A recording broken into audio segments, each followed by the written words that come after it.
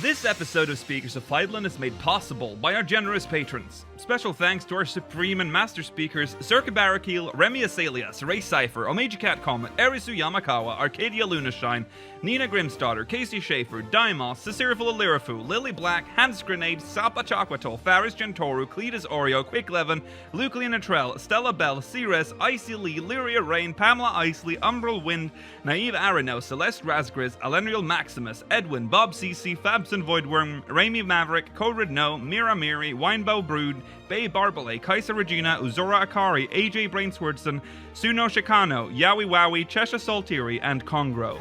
Support the show and become a patron today at patreon.com/SpeakersXIV. Thank you.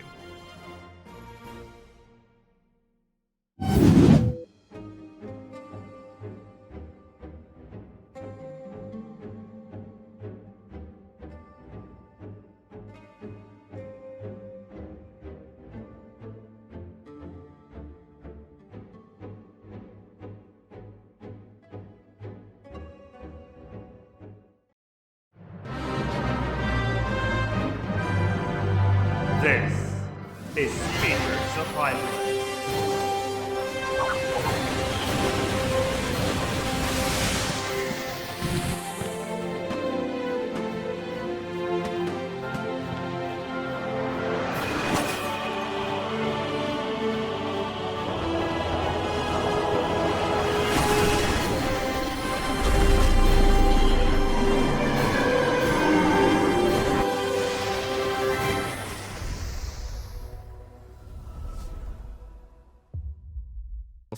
Good evening, Aorcians. Welcome to Speakers of Hydaelyn, episode 208. I'm Lukiel Bravestone, and of course joined today by...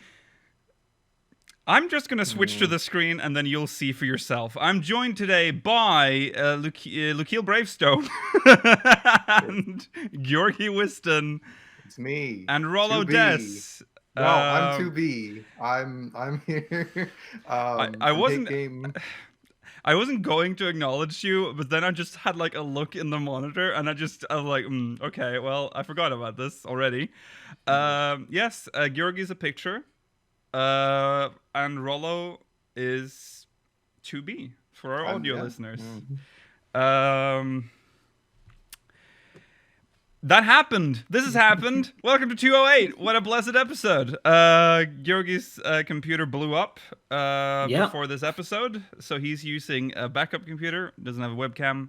That's why he's Hythlodius today. And Rollo is 2B. And that's just how it is. So, welcome everyone. It's August the 15th, 2020. Patch 5.3 has descended. And we are happy. We are happy. Very happy. Big warning, today is a spoiler cast, so if you haven't done, like the beginning of this episode stated, if you haven't done any of this, don't watch. Just don't watch. We won't go into the spoilers until we're done with recent events. We will, in addition to the spoiler cast, also talk about Moonfire Faire today and review that.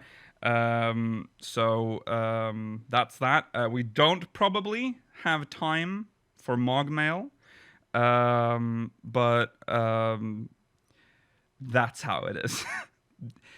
We've had a drought, got lots of Mog Mail for that drought, couldn't get through all of it in time, and then there was content. So... next, nothing next. Moving on. Channel updates for patrons. Secrets of a Realm. Next week. I will say Monday, but also Tuesday. Depends on... Sora is a bit of a different beast than Fallen Rise, but I'm aiming for Monday, possibly Tuesday. Fallen Rise... which has been out for patrons for a week already, will be out on Monday for the rest of the world. So look out for that as well. That is Fallen Rise Addendum Community. We're not going to talk about what we've done this week in 14, because we all know what we've done. 5.3. Yeah.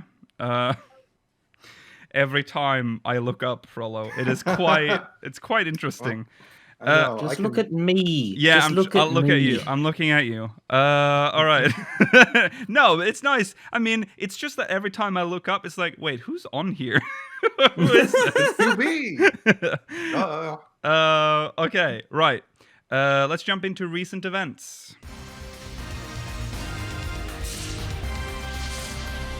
And in recent events, Moonfire Faire happened the day after patch, and it was a different kind of event. No climbing. So it's sad because with flying introduced in around Reborn areas, the era of climbing puzzles seems to, at least in Costa del Sol, seems to have come to an end. Well, you can just disable like flying. Like when You make it sound so simple. Well, no, because it happened before. You get the you get that one debuff when you go into the area. It's like you can't even mount up. Remember that? Yeah, but like that was on the ground. I don't know if they can force landing. Yeah, I don't know about that. That sounds difficult in the spaghetti engine, but yeah. So there was no jumping puzzle this year. They can still do them, but they will probably have to be in like the city states from now on, because that's like the only place you can't fly. So yes, Moonfire Faire, dancing and sharks. That shark, if I may say so myself, had a bit of a belly. A bit of a belly. We've seen this shark before. Yeah. It's just funny. It's so big and so flappy. Very jelly. Basically, a little bit of a jiggle. Yeah. So basically, there's like a shark in the sea near Costa del Sol, and we have to chase it away with a bomb. And the bomb. So this harkens back to the original event, even though at that point you were trying to lure it into like a brazier. I don't remember exactly what it was, like some sort of pyre or something. You were supposed to lure it in there, but you did the same thing. You would dance and do emotes in front of it to like make it angry and follow you. While here we're dancing to make it angry. Make him pop. Yeah. And then he dies. Yeah. It's quite sad. But yeah, you do that once. You get 15 seals. Not seals. I don't know, vouchers. And then that's just basically it. There's not much. Yeah. To it.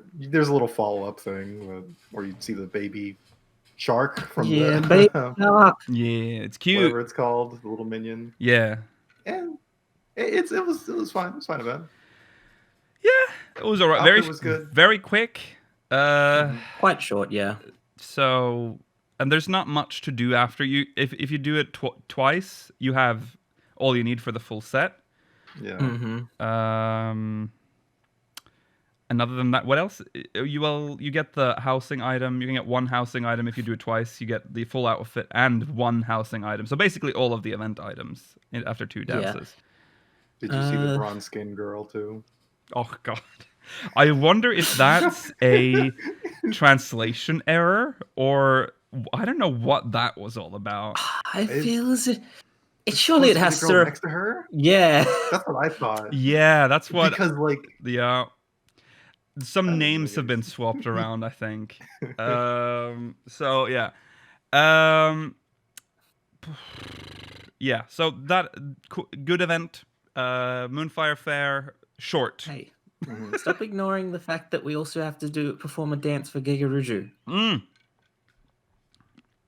I tried to ignore that. I hated that when we had to go over there and do that, but we did do that.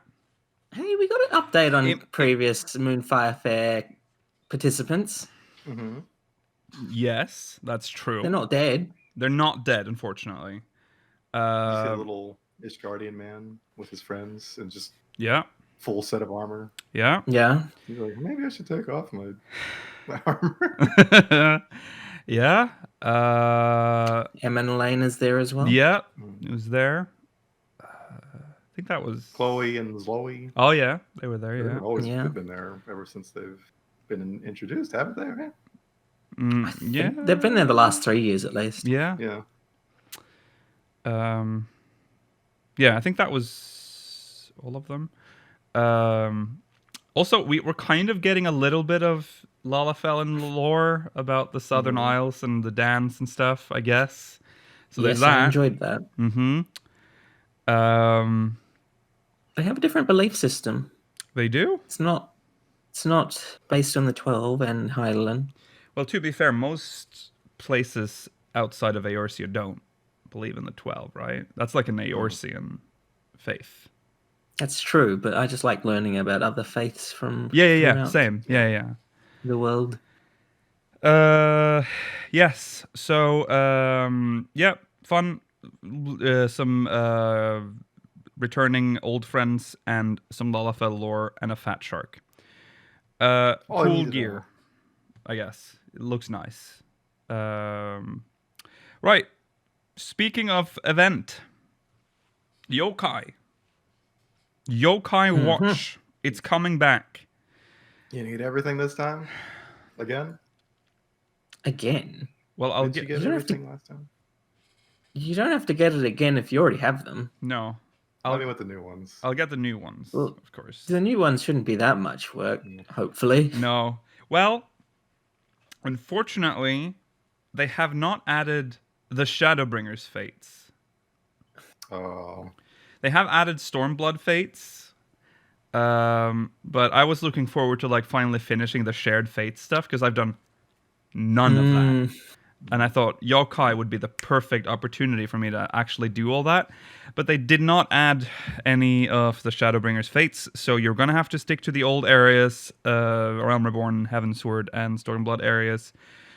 It'll launch on August 19th, and will last until patch 5.4. So you have a lot of time to get these Yokais if you haven't done any of them. I don't know if there's anything else to say about it. We've already sort of covered all of this in from the live letters and stuff. So yeah, 4 new yokai. Is that right? Yeah, 4. Yeah. They look like, it's so weird on the picture because it's just like 3 like anime characters and 1 chibi, and then all these monsters around them. It's like, okay, cool.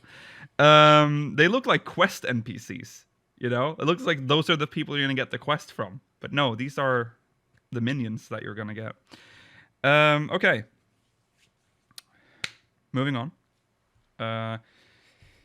With this patch came a feature that has caused a bit of an uproar. Because I'll just Yoshi-P was forced to literally make a statement. It was on Twitter as well, which is really weird. Apparently, it's been on the Japanese lodestone, but I haven't seen an English lodestone post about it. Such a weird way to like go about it. Then instead of like translating it and putting it on the forum, they're translating it and putting it on their Twitter. Weird. So it's on the forums now. Okay, it wasn't when we put the show notes together. Okay, so there's a message from Naoki Yoshida regarding the new high quality turn-in feature and housing situation. When a checkbox for high quality turn-ins was added for Grand Companies / Leave quests to make it more apparent for new players, but this has greatly lowered the efficiency of turn-ins. This will be removed in a hotfix at the end of August.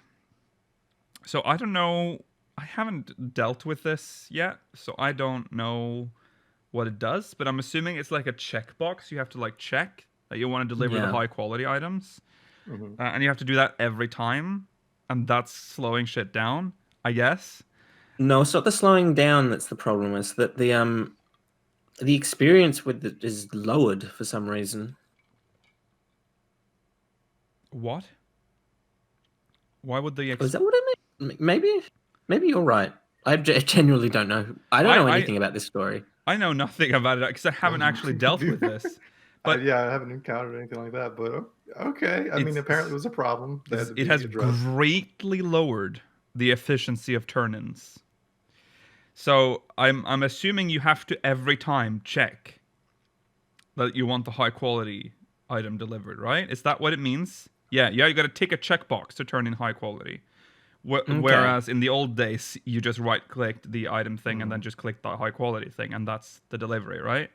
But okay, this isn't actually as bad as I thought it was. Yeah. Well, it sounds annoying. That was my Roomba. Don't know why that made. Did you hear that? That was very funny. Yeah. Very funny, everyone. Laugh track. Comedy gold. Comedy gold. Every Okay. 2. While we are very grateful for the increase in players due to the new updates, the housing demolition timer has remained disabled due to COVID-19. We are planning to add more plots soon, but due to the current situation, the installation process has been slowed down. We apologize for the inconvenience caused. The full details of the announcement is currently being prepared. Thank you for your patience. In regards to additions of new housing plots, while we cannot proceed with physical installations, we will optimize the server and add as many plots as we can up until patch 5.4. So this is interesting, because this suggests that, well, actually, he's saying it outright, that we're getting new plots before patch 5.4. So that's pretty big. Yeah, 3.5, I guess. Or, sorry, 0.35. Yeah. Yeah, that's cool. Where's Ishgard? Sorry, all the new players that started joining and weren't able to get a house because nothing's getting demolished. I would suspect that means that this phase of the Ishgard restoration will not lead to a new housing district yet. No. Otherwise, I don't think it would be as important for them to add more to the current housing districts. Right. Yeah. Yeah, but there you go. If you wanted more plots, if you want to move out from your current place, might want to look out. Maybe we have to look out because I want to move out of Shiragan. I've said this. Maybe this time, but I'm gonna need to put some money in the coffers. Yeah, Master of Coins. The vault's looking pretty empty now. It is quite empty right now. Our coffers are dry. Okay. So yeah. Next, in commemoration of patch 5.3, this is pretty cool. It's a very this is not a very important news story, but it is very neat. In commemoration of patch 5.3, they're handing out physical copies of the free trial of 14 at the Shibuya train station in Japan, all with custom art covers drawn by famous manga artists. And it's like actual like the full case, but with unique artwork on them. And they look really cool. It's a cool collector's item. I'd love to have that, but they are going to go up in value. Yes. Do you recognize any of the artists? There's so many. I can recognize one, and it's B-Cub, or I have no clue how to pronounce it, but it's the Pop Team Epic person. Because they play 14 a lot, and they always make a lot of art about 14. The artwork is available. Can we post a link or something so that I guess on-demand viewers will have the link in the description. The project is called Freestyle Art. And it has a very fancy-looking website where all of the art is it's there. You can actually view all the artwork right there from the website. And it's really cool looking, and if you're in that area, look out for them because they will be handing them out there. It is the free trial. I feel like that kind of ruins the cover a little because it has the 14 logo and it just says free trial at the bottom, but still, it's pretty cool. Okay. Go check it out. Yeah. They got some art. Yes. Right. So it's time to discuss spoilers, and because of that, we are now putting up the spoiler warning. Oh. Goodness me. Spoiler zone. There you go. We are in spoiler territory. All right. we'll start with YoRHa. We'll do basically everything but the MSQ first, except for YoRHa. If we don't have time to cover it today, we'll cover it next week. Okay, let's begin. YoRHa. Some stuff happened. Some stuff happened. Friends become enemies, and the Gogs are hosting a carnival. Yes. A carnival they've been looking forward to for a long time. It's finally here. It's an excuse to give us the amusement park theme. Yay. So I guess that's the only reference we're ever going to get then to the amusement park. Is the I theme? suspect so at this point. Probably. Yeah. I mean, I don't think we're going to get like an amusement park raid. No. Kind of. I mean, it's such an iconic place, but also, yeah, at this point, it doesn't make any sense. It does make me wonder. We'll discuss that later, where we're going next. But so there's this festival. Anog and Konog. I think we're just in charge of delivering some banners. Yeah. To the other dwarves, and then Anog and Konog interrupts, and they're like, sorry, we have this like thing that we were doing. You have to come back. Basically. We're still trying to restore 2P? P. Yes. 2 Panasonic. 2 Panasonic. What happens next? I'm very bad at remembering the order of things. The party starts, and the dive bombs start too. They start attacking, and it's quite a scene. It's quite well done. It occurs shortly after we wake up 2P, and she activates the key. Yes. This key that we got in the previous quest. And that sequence is I don't expect much from side quests, you know? I expect a lot from MSQ, but side quests, I know they're they're side quests. But that action sequence was quite well made, like the editing and like the way it was it looked really cool, very cinematic. And you see these mysterious people appearing. Yeah. Oh, they're androids. Yeah. And they're all... But they're white. They're white. Dressed in white. Yes.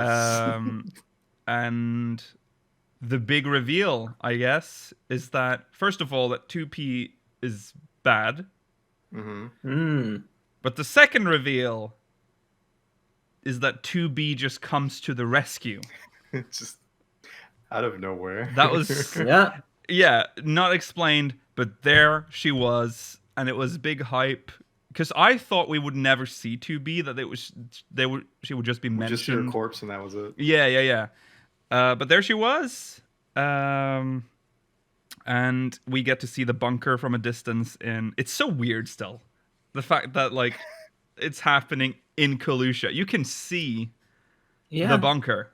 Yeah, that was weird because I remember seeing the cutscene when they were doing like the dive bomb attacks. Like you see just the corner of it, peeking behind the mountain. I was like, wait, has that always been there? Exactly, yeah. Did I actually see that? It definitely has not always been there. No. Like, how did no one notice this giant like space fucking bunker? Well, the whole mountain just fucking blows up, and that's just permanent now. That's just Kalusha right now. That's just what it looks like. That bunker is there. You can cancel the quest and the mountain just reappears. That's amazing. I can see why they ran out of memory. Yeah, that's probably that probably has something to do with it. So we are tasked to get into the bunker because 2B is like they're bad. Basically. And 2B essentially says she'll do it herself, and then we follow her. Yes. I think she says at that point that they're robots. Yes. That they're not androids, they are machines. They're machine life forms, yes. Yeah, so they're like Adam and Eve, sort of, in from Automata. Yes. Mm-hmm. So we venture into the puppet's bunker. Well, we start outside, and again, no music at the beginning.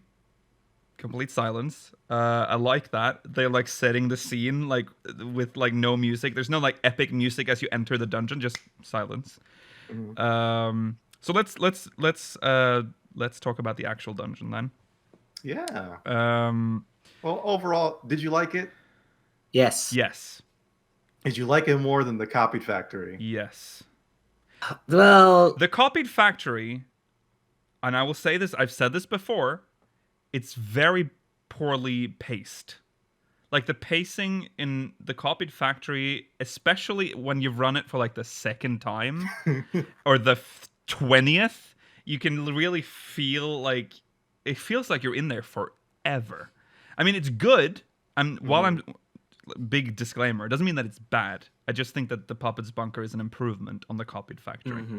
It also looks better, has more varied environments. I agree that the Copied Factory is poorly paced.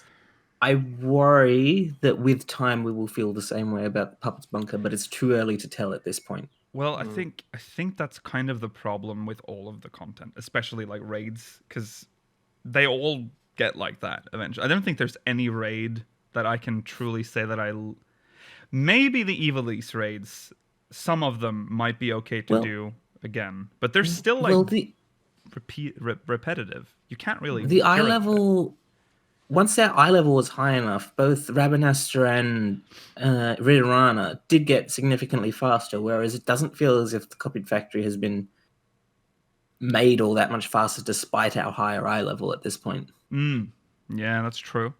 Yeah. Yeah. I don't know. I guess it remains to be seen how it survives in the next few weeks, how I feel about it.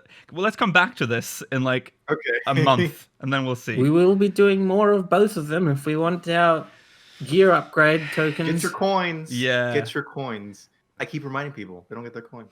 This is your reminder. Get your coins. Get your coins. 2B says get your coins. So what I like about this version or this tier is that there's very little trash, and it's you literally just start the dungeon with the first boss. And there's no, I mean, yes, you can. I think Copied Factory started in a similar way, right? It does. You just start on the first boss. Yeah, you just drop down into it. And I think most raids, raids nowadays,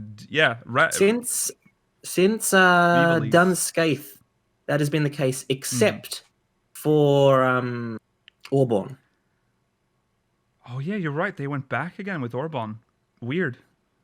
But there has only been 2 sets of trash in every raid since Done Scaith. Yeah. But in the Puppet's Bunker, it feels like legit. Like it feels like this makes sense with where we are. That the mobs that there's trash right here. I'm specifically talking about the hallway in the. I'm getting ahead here, but I'm just specifically talking about the trash mobs. The like alien the turrets thing, where you have to like find your way in between the balls. We just learned before we went on here that you can jump over those balls. Really? Yeah. Yes. Oh, I gotta try that out. Yeah. I assume it requires like excellent ping to be able to do it successfully. And those balls are big, so yes, that's a lot of. You need to time. Yeah, you need to time that jump perfectly. I would assume a Dragoon could jump over them quite easily with their jump skills, I guess. But yes, let's talk about the bosses. First boss. There's a big old fan ship. Yeah. With a little android in it. Yeah. Oh, sorry. They refer to it as a Rafflesia. No clue what that is, but all right. It's you have fought Rafflesias in 14 before. They're like Ochus. Really? They're kind of. Oh, okay. Yeah. For some reason, I thought you were referencing a geometric shape, and I was like, I've never heard of that before. It has many cool mechanics, all like circular-based mechanics. Yes. It uses an attack from Drakengard too, which is One is that? Do you know where the rings come out? Oh, that's Like one of the coolest ones. Yeah. Yeah, that's one of the final bosses from the ending of Drakengard uses basically the same attack. A lot quicker and harder, but I see. It's just that. That's really cool. I like that mechanic because it goes out and it doesn't really so you have to find the gap. Yes. You have a lot of time. You do have a lot of time. More than you think. Yeah. Sometimes I walk back before it is triggered, so I get hit by that. Yes. Yes. So yeah, that's really cool. It has a lot of cool mechanics, and I like that because go on. It's one of two mechanics where you have to find the gap. Yes. The other one is where it like shrinks, and then you have to like figure out which one is shrinking fast enough to make an opening. Yes. So that's pretty cool as well. And that's another thing I like about this raid series so far, I guess I can say now that we have two, is that they don't seem, based on the second one now, they don't seem to be like recycling old stuff from the previous tier. Yeah. Very, very, like the Copied Factory is all about the balls. That's sort of their main mechanic there, is like they would just show, like, find out ways to, fuck us up with the balls. Don't take this out of it doesn't matter, it's gonna get taken out of context. Yeah. But in the second one there's very little balls. There's only really compared to the Copied Factory at least, there's very few times you have to fight balls. Yes. I've said balls too Keep many talking. times. Yeah. So, yes, in this one, it's more like there's way more like. I kind of get what they mean with the near. It's more near because it's like the second boss.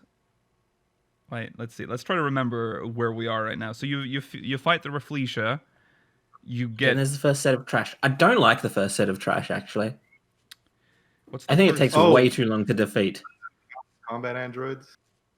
Yeah. Oh, yes. Those combat androids have so much health. Yes. That's true. They're so tiny. Well, I mean, they're just, player size, but you don't expect them to have that much fucking health. Yeah. They're like the entire race wailing on this little fucking android. Yeah. That's true. Is that after that? Is that when you get into the actual bunker? Or is that a fight in the bunker? It's immediately. It's just before you get into the bunker. Right. And so that's the trash mobs, and then you go into the bunker for the second boss. And the second boss is probably the weirdest one. It's like in this like behind the command room in the bunker, and there's like this ominous like operator appearing on the screen. It's really you're skipping the second boss. Where's the second boss? The triangular room with the 3 separate bosses. Oh shit! You know why I forget that? Because that one is hell. That was hell the first time, but I like that. It has a lot of. This one has like directional mechanics where you have to like pay attention to what the boss is like, the way it's holding its sword and shit. Yes, it's tough. I still don't know what's happening in it. But I've only run it like twice, so yeah. I really like both the second and third bosses of this raid. Yeah. So, and also I like the fact that you get tagged, so you cannot help the other party because you can only deal damage to your unit. I think that's their way of getting around the fact that you're actually all in one arena. Yeah. Yeah. Because normally when we have separate targets, we're separated and we can't help them anyway. Right. So right. So that's a nice way of solving that, I guess. So when a lot goes down. Good luck. I'm still not sure if I fully understand that fight entirely. I have done it twice now, I think, but it's still very hectic, very quick, and also the damage these bosses deal. It's very spicy. It's chives level spicy. I would almost say rosemary. That's vicious. No one's gonna get this reference. Right. Third boss. That's the one. Trash in between here, by the way? No, there's no trash. No trash? Okay, so we just enter the bunker here. It's just the bunker, too, from Automata. It's pretty cool. It's yeah. representation of it. Yeah. It's weird going into the command room. You just remember it from the game, and there it is. And so you enter behind, and that's where you get that creepy operator thing. Yes. By the way, does the elevator work? No. Okay, I wasn't sure because I've just never been in the lead at that part of the raid, so I didn't know if it actually worked, and it just only worked once. Yeah. If you drop down, you can't go back up unless you turn. Well, that operator that you see, that's 21. Oh, that's 9S's. That's 9S's operator. Yeah, I was gonna ask because I remember. Okay, so it's 9S's operator. But that's their data because they're already dead. Right. Yes. So there's like this ominous, all languages message that's being broadcast on, and then there's the operator on screen, and then here comes the boss, and there's like this center thing in the middle that will sometimes do the lasers, at different levels. Yeah. And it'll sometimes summon pods that will do the actual pod special abilities, like the hammer and the laser. And it shows the actual pod program thing on screen. So if you remember Nier, you'll know what's coming before it happens. And you need to pay attention which monitor they're connected to, especially later in the fight, because they aren't directly connected to the monitor that's right behind them. Right. Yeah. So that's... I scared Rollo and said that this was a math-based mechanic. Don't put math in raids. I'm done. I'm not doing this. It's a cool fight. The boss itself jumps around, does stuff, and the whole arena just feels weird. It's just a weird fight, but I like it. It's just a big room. Yeah. And then when we're done with that, we're on a lift, and it goes down, and then we get to the alien. What is it actually? Is it a spaceship or? It's a mothership. Yeah, right. The alien mothership, right. Most confusing part of Nier Automata for me was this alien plot. The alien mothership, much bigger in 14 than it was in Nier. It's MMO sized. Yeah. Well, the bunker was much bigger as well. Yeah, the bunker was bigger, but it was truly when we got to the alien spaceship, that's when it got a little very massive. But yeah, you're right. The sign above 2B's door is just about my height. Yes. So yeah, it's quite large. And then we get the boss. No, sorry. Well, we've talked about the trash where you can jump over the balls. I like that mechanic with the barricades as well. But we said this when we go on. I worry it's gonna feel like it takes too long later. Yeah. Well, I think why Copy Factory felt longer because it felt like it should have been done by the time you're at Marks or Engels. Sorry. Yeah. Yes. But oh God, I forgot about Engels. Yeah. Yeah. That's my complaint. When I'm at Engels, I'm like, it should be done now. Yeah. Mm-hmm. Yeah. So yes, we get to the final boss, and there was a lot of speculation about what the final boss would be or who the final boss would be. Don't think anyone expected what we got. No. It was. And then 2P, but made of people. Well, first there's the egg phase. The compound. The compound. Which is obviously a reference to Adam or Eve. I can't remember which one did the ball, right? Remember when you fight them as a ball of robots? Yes, it should be Eve. Eve. Yeah. And then, of course, it becomes very apparent very quickly that this isn't the actual boss because that ball dies very quickly. Mm-hmm. And then you get the fucking Silent Hill version of 2P. It's a little unsettling to look at, especially up close. It's not. Yeah. And it's got. It creates like pods as well in the same style. Yeah, disgusting. I don't like it. Yeah, they're fleshy, and I don't like it. Again, who would have thought this is how 2P would end in the YoRHa storyline? Also, like 2P ends probably here. Well, we don't know. Well, actually, when you go back after we'll talk about the final boss, but when you go back after defeating it, there's still 2 YoRHa not operators, but soldiers online on the command screen, and they are the 2. They are 2 of the white-clad people. So they are listed there. So there are 2 people left. So there you go. I guess that might be a hint as to what we're gonna have to deal with in the next tier. But yes, the final boss mechanics. It's very confusing. Yes. The last boss is easier than the 2 before it, to be honest. Really? That's how it usually goes, doesn't it? Where it's like the boss before the last one, and then the 24-man. Maybe because I picked up on the mechanics of the third boss, I think, faster than some other people. I thought the third boss was relatively not that bad. Really? I got that one pretty quick for the last one, I mean. Yeah. Oh, well, once you've figured out that the line with the balls on it, again, balls, that's where they're difficult to see. It's difficult to see, yeah.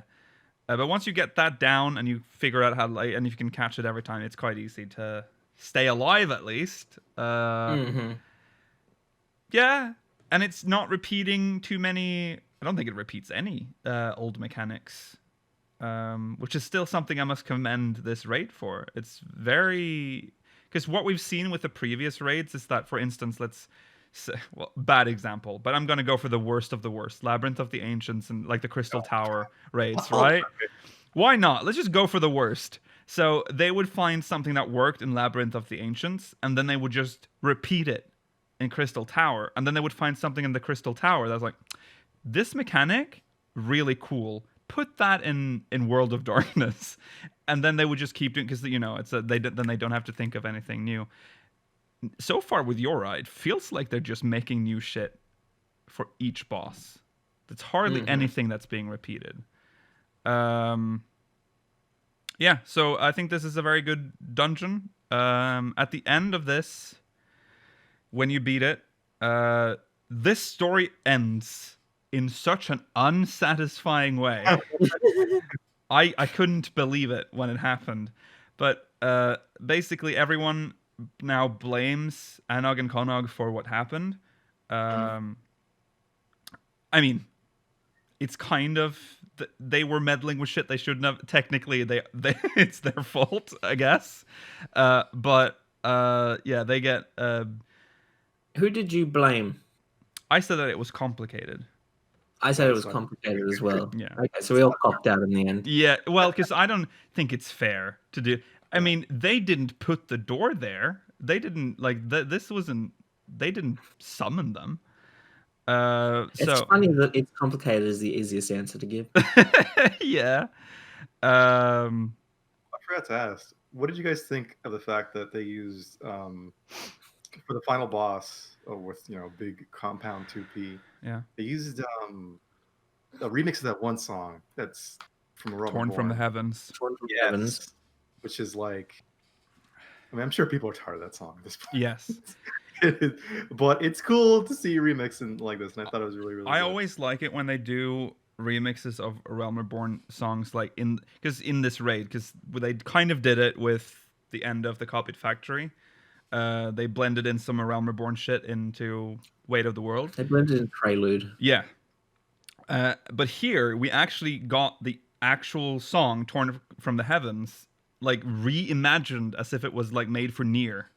Almost. It is matched up with a different Nier song. The Dark Colors Destroys All. Yeah, right. That's. I think it's pretty good, but it is torn from the heavens. Mm-hmm. So the classic 14 song. It is. We have not heard my it many times remix before. Of Torn from the Heavens. No, okay, yeah, that's fair. But I still think it is a pretty good track.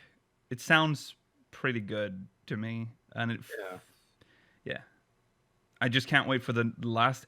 I still don't know where we're going after this, but we'll get to that. I'm lost. Yeah. Right. So we get to. So there's like this. All of the dwarves gather, and they're like, "You have to blame someone." We all said it's complicated, so the boss. I can't remember his name. The guy in charge of the village. I can't remember his name. Whatever. It doesn't matter. 2B comes to the rescue and like basically threatens them and scares them off. And then I think this is where we go back and we're like, is this when we mention 9S? Yes. Yeah, 9S is they got him. He in the back hiding. Yeah. They didn't want him around. Yeah. So yes, okay. And then there's a. So he's not working. He's just dead. He's busted up like 2P was. Yeah. So I'm assuming the next part of the story will just be to restore 9S somehow. Hey, we got a room full of corpses. That's true. Oh, this is the fun part. Yeah, this is the cool part. It's like, oh yeah, we need a part. And then you get the option to mention, well, there was that room full of corpses, which you found only on the second run through of the copied factory. It's inaccessible during the raid. Right. Yes. It's only when you like go visit it after you've cleared it. Yeah. Oh yeah. The corpse room. That's the thing. That's what the answer was. Yeah. So you go there, you find... do we pick anything up from there, or do we just like go, oh, this is the place? No, the corpse room point before this. Oh my god, it is before. That was to get to. That was for 2P. That was for 2P. Yeah. Oh right, you were just talking about yes. Sorry, I can't believe we didn't mention that earlier. that is such a good moment. Yes. So sorry. Yes. So 9S, chillin'. We go back. To the now ruined festival area, and there's like this cutscene. Is it Anog or Konog? I can't remember which one it is, but one of them is like just standing in the middle of the plaza, and all the other dwarves are like going like hiding because they're afraid of him now. And then they're like, "Oh, I don't know where Anog is." The end. And he's like, I'm not used to being alone. Annoying little search first. Oh yeah, we go on a search. Yeah, it's really annoying. Nothing. We go on a search, find 0. Go back, and it's like, oh, I'm not used to being alone. The end. Yes. Well, I mean, I feel like we're gonna get an interesting conclusion to this raid. Yeah. I don't know where we're going. What does this mean for 14? It has such weird implications for the lore of 14. Yeah. I don't know how I feel about that, but Well, the thing is, they put it on the first, it ultimately won't impact the source all that much. That's true. That's actually a good way to do it, because it's technically not our world anyway. So... Do you feel like you understand a bit more now, Lucia, that you finished Automata? Yes, I do. Yeah. But where they're going next is a big question mark. Is the tower just going to pop up now next? What's going to happen? YoRHa is going to appear. What's going to happen? Fucking Papa Near and YoRHa. Yeah, that would be... Yeah. It was good. The story, weird ending. I'm assuming they ended that way because we're gonna get like an additional quest line in 5.4, just like we did with 5.2, when there's no raid but just a quest. So there's that to look forward to. Overall, I quite liked it. Good. I like the rewards. I like you can get the 2P and the 2B minion if you're really lucky. Yeah. Mm-hmm. I am currently not worried about doing it every week. We shall see in a couple of weeks. Get your coins. Yeah. Okay. Get your coins. So that's YoRHa. Now let's talk about the Dwarf Tribe, or the Dwarf Quests. The Dwarf. We start off. Did you by any chance see the moon hint?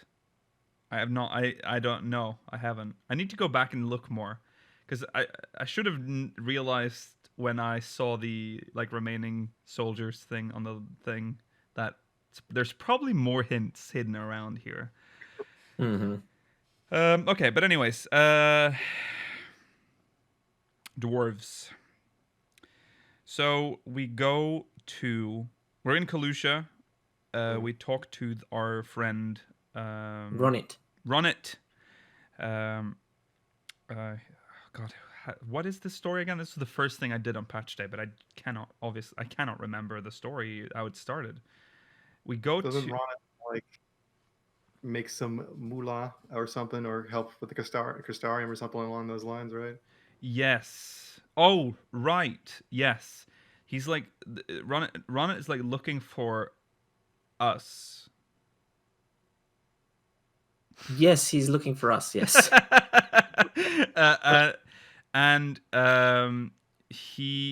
Jesus, I actually can't remember the beginning of this quest line. I was happy because I really don't remember it. It's like we're in Kalusha, and they're like, yeah, he went to the Crystarium, so I remember, and he's like looking for you there because he thinks you're there. And so because he wants to help out. I can't remember. Okay, anyways, let's just get to the Crystarium. Ronit is there. He's at the crystalline mean, and he's like, I thought everyone was gonna be like more rude because it's the crystalline mean, funny. And then he's brought his little knocked over. Yeah, he gets knocked over by a big Rothgar, and he's got his little Toad Chan. I don't remember what the toad is called. Excuse me? What's it? Mecha Toad? Something like that. What did you say, Rollo? You got cut out. The robot toad, you mean? Yeah, it's called something like Frog bird. Robo Toad. I don't know if its name is that important. No, it is not that important. Mecha Toad. That's what it is. Okay, so yes, he wants to he basically wants to help out. I think that's essentially what his quest here. And then he says that he can't do all the crazy shit that we do, but he can do something we can't do, and that's craft. Oh. Yes. And then we say we can craft. Actually. He hears about what? Sorry, Rollo, you got cut out. What did you say? Oh, that we're better at him than everything. Yes. Oh. Yeah. He hears about how merchants are being attacked by Sin Eaters still. Yes. So that's what inspires him to create this rolling tankard. That's the important part. He wants to build a tank. He wants to build a tank made by like a legendary, like at least Watts. Designed by Watts, like a legendary dwarf blacksmith. I can't remember if it was a blacksmith, but whatever. Yes. So is it the mean that's giving him like the lady Katniss? I want to say Katniss, but it's not Katniss. It's almost Katniss. Katniss. She's like, yeah, well, there's some land by the Ostal Imperative that you can probably rent or use, but you have to talk to the landlord or landlady, and so they go. They go to this restaurant place, that weird they random go to the hot spring that's in the the hot spring thing, and he asks this old lady. He calls her like a old crone, an old crone,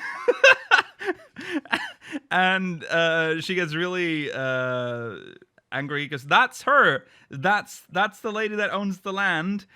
Can I say this about her?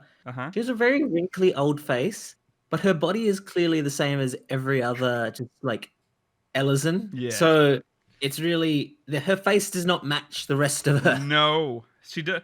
If you didn't see her face, you wouldn't really understand why he called her an old crone. Like, it's very odd. Even if you look at her face, I mean, it's 14, but she has that one old face. Yes. So, yes. Not available to us. We can't have old woman face. Only old man face. True. So they decide. I think she eventually just says, "Okay, you can use the land, but don't fuck it up.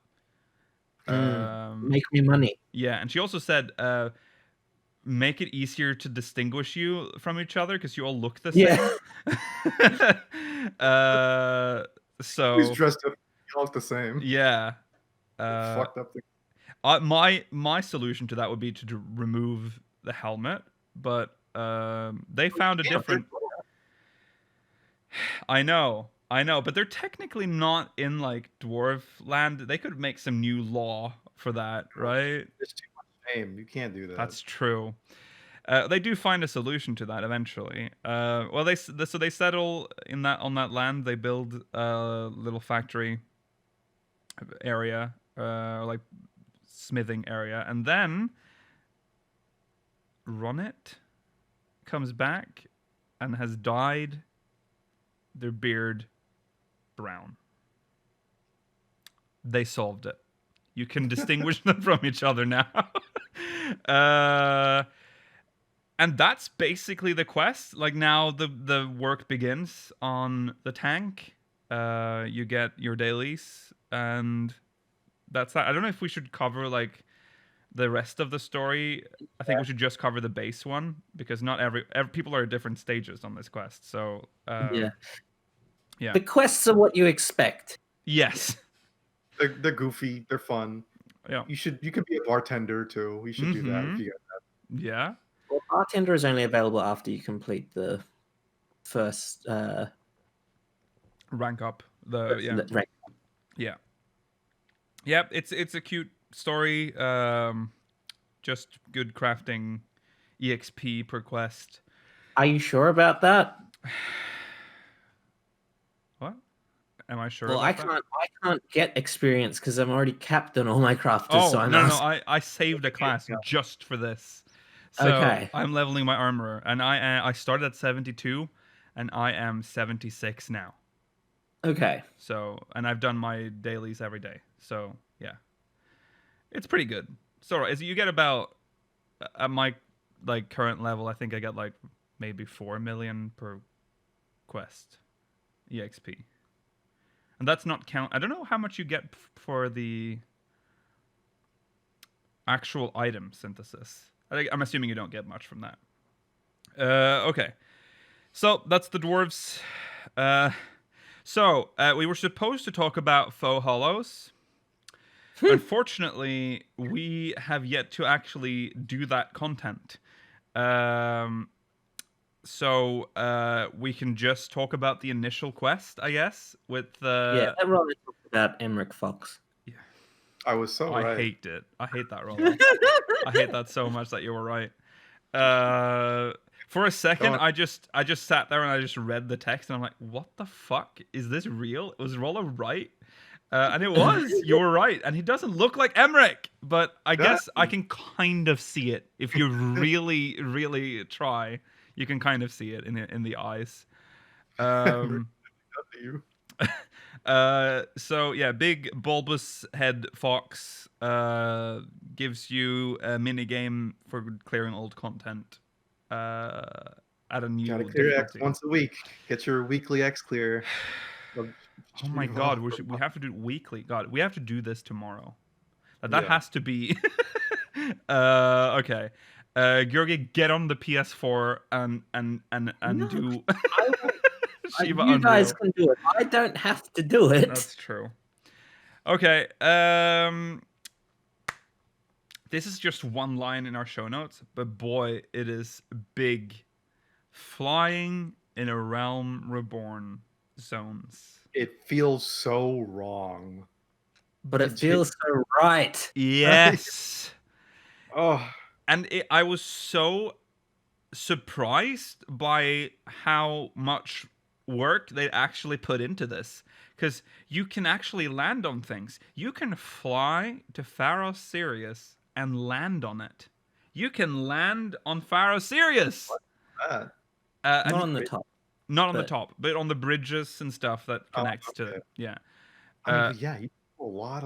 Like in Eastern Lenosha, you can just fly right through that river that connects it to Ailport. Yeah. I really like that. Yeah. And, there's like a hidden... This is a very cool thing that you can do. If you fly to the northwest of Western Lenosha, like past the Sahagin stuff, there's like... you know that part that has that little settlement with all the Ailport-looking buildings? This is hard to explain. What? Wait, sorry, zone? Western Lenosha, like north of Ailport, northwest, past the gates. Yeah. There's like a little spot where there used to be like well, it still spawns a fate. But past that, there's like a fucking hidden ship. And you can land on that ship. And you can land, and there's like these like things in this ceiling that has bridges crossing around that you never see before. Like that thing from Saw that I can't remember. It looks just it just looks like the what did I call that? Bloodshore Hollow, that hidden underground city that was unfinished, that had all the stuff in the ceiling. It's basically that. So that was pretty cool. What? On a much smaller scale. Yeah, much smaller scale. It's just like 4 or 5 of them, but it's still cool. Yeah, I didn't think. I thought what I expected was for us to just have. We would just be hovering above everything. We'd be unable to land on anything. And I didn't think they would. I don't know if that ship has always been there. Has it really? I don't know if it has always been there, but it's. It's part of the Sahagin Beast tribe, but I don't know. It maybe maybe I don't know, but it's really cool. You can, of course, the big one. You can land on the Steps of Faith. It's so tiny. Yeah, it is comedically tiny. Yeah, very weird because it does not match what we know the Steps of Faith look like. What Steps of Faith did we go to? That's weird but I feel like that's the actual Steps of Faith. What we land on, that's what the Steps of Faith should look like. But we just got this like weird dungeon type one. That one doesn't exist. That's just MMO size. Version. So it's a representation. Yes. The vineyards of Wineport. It's also cool to see from the sky. You see you can see how small Wineport is as well. That's something you'll see when you start flying, is that how small some of these settlements really are once you start seeing them from above. Don't get too close. No. Mordona. God, it is so strange to fly there. Like looking at like St. Koinak's Find, where all that crystal is like jutting up from the ground. That place looks horrible, but also cool. It's hard to explain. Have you flown over the buildings or like some of the walled off areas in Mordona? It's supposed to imply that there's like something there, right? Yeah. If you fly over it, it's just 4 walls around a rock. There's like a little door that leads into a rock. Yeah. It's funny. They added you cannot fly to the entrance to the Labyrinth of the Ancients. No. So that's a no-fly zone. So that's sad. You can fly across Upper Lenosha too. Like yeah. From Here's a conspiracy theory regarding that. You will notice if you're in outer Lenosha that the ceiling is oddly low. Like it's really low. You can't really get high up in the floating city of Nim. Like you can barely get up there. I haven't done full research, but when I did it the first time, I noticed that the ceiling seemed to match the height of upper and outer Lenosha ceiling match. So, is it maybe because one day they're going to remove the barrier? Because it is a really weird... The height is so weird in outer Lenosha. It doesn't feel right. But we'll see. I just like flying in the around board zones. It's really cool. Also, in North Shroud, if you go to the part where you would normally see West Shroud, they've updated the model because you can fly very close to that Bahamut fragment that's like in the ground there. Ooh. Fragment, yeah. And it's no longer a PNG. It's actually like a modeled 3D object when you move around now the mountain. So that's pretty cool. That doesn't mean anything. It was just a neat... You know that I'm very obsessed with West Shroud. So it was nice to see something happening to West Shroud, I guess. So there's that. Anything else you want to say about the Flying in the Realm Reborn zones? It's about time. Yes. Amdapur Keep is very big. What is big?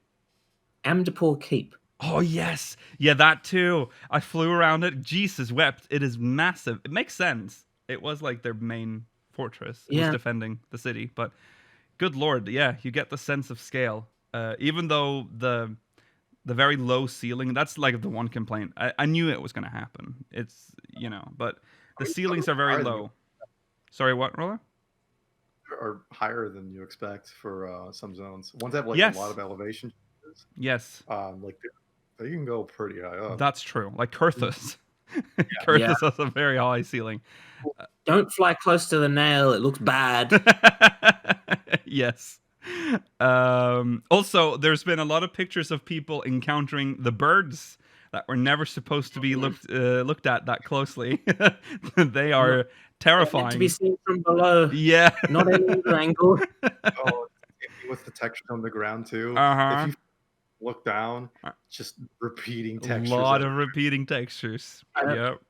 Nothing wrong with it. It's a Realm Reborn. Yeah. I'm not gonna have to change all that, but no.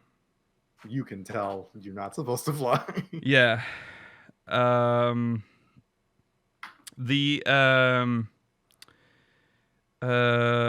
guess that's it for the Realm Reborn Zone stuff. Cool, very welcome addition. Makes it way easier to get around in a Realm Reborn Zones. MSQ. Yeah.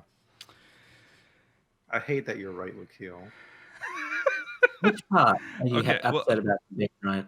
Let's just get to let's just start. Let's just go through this.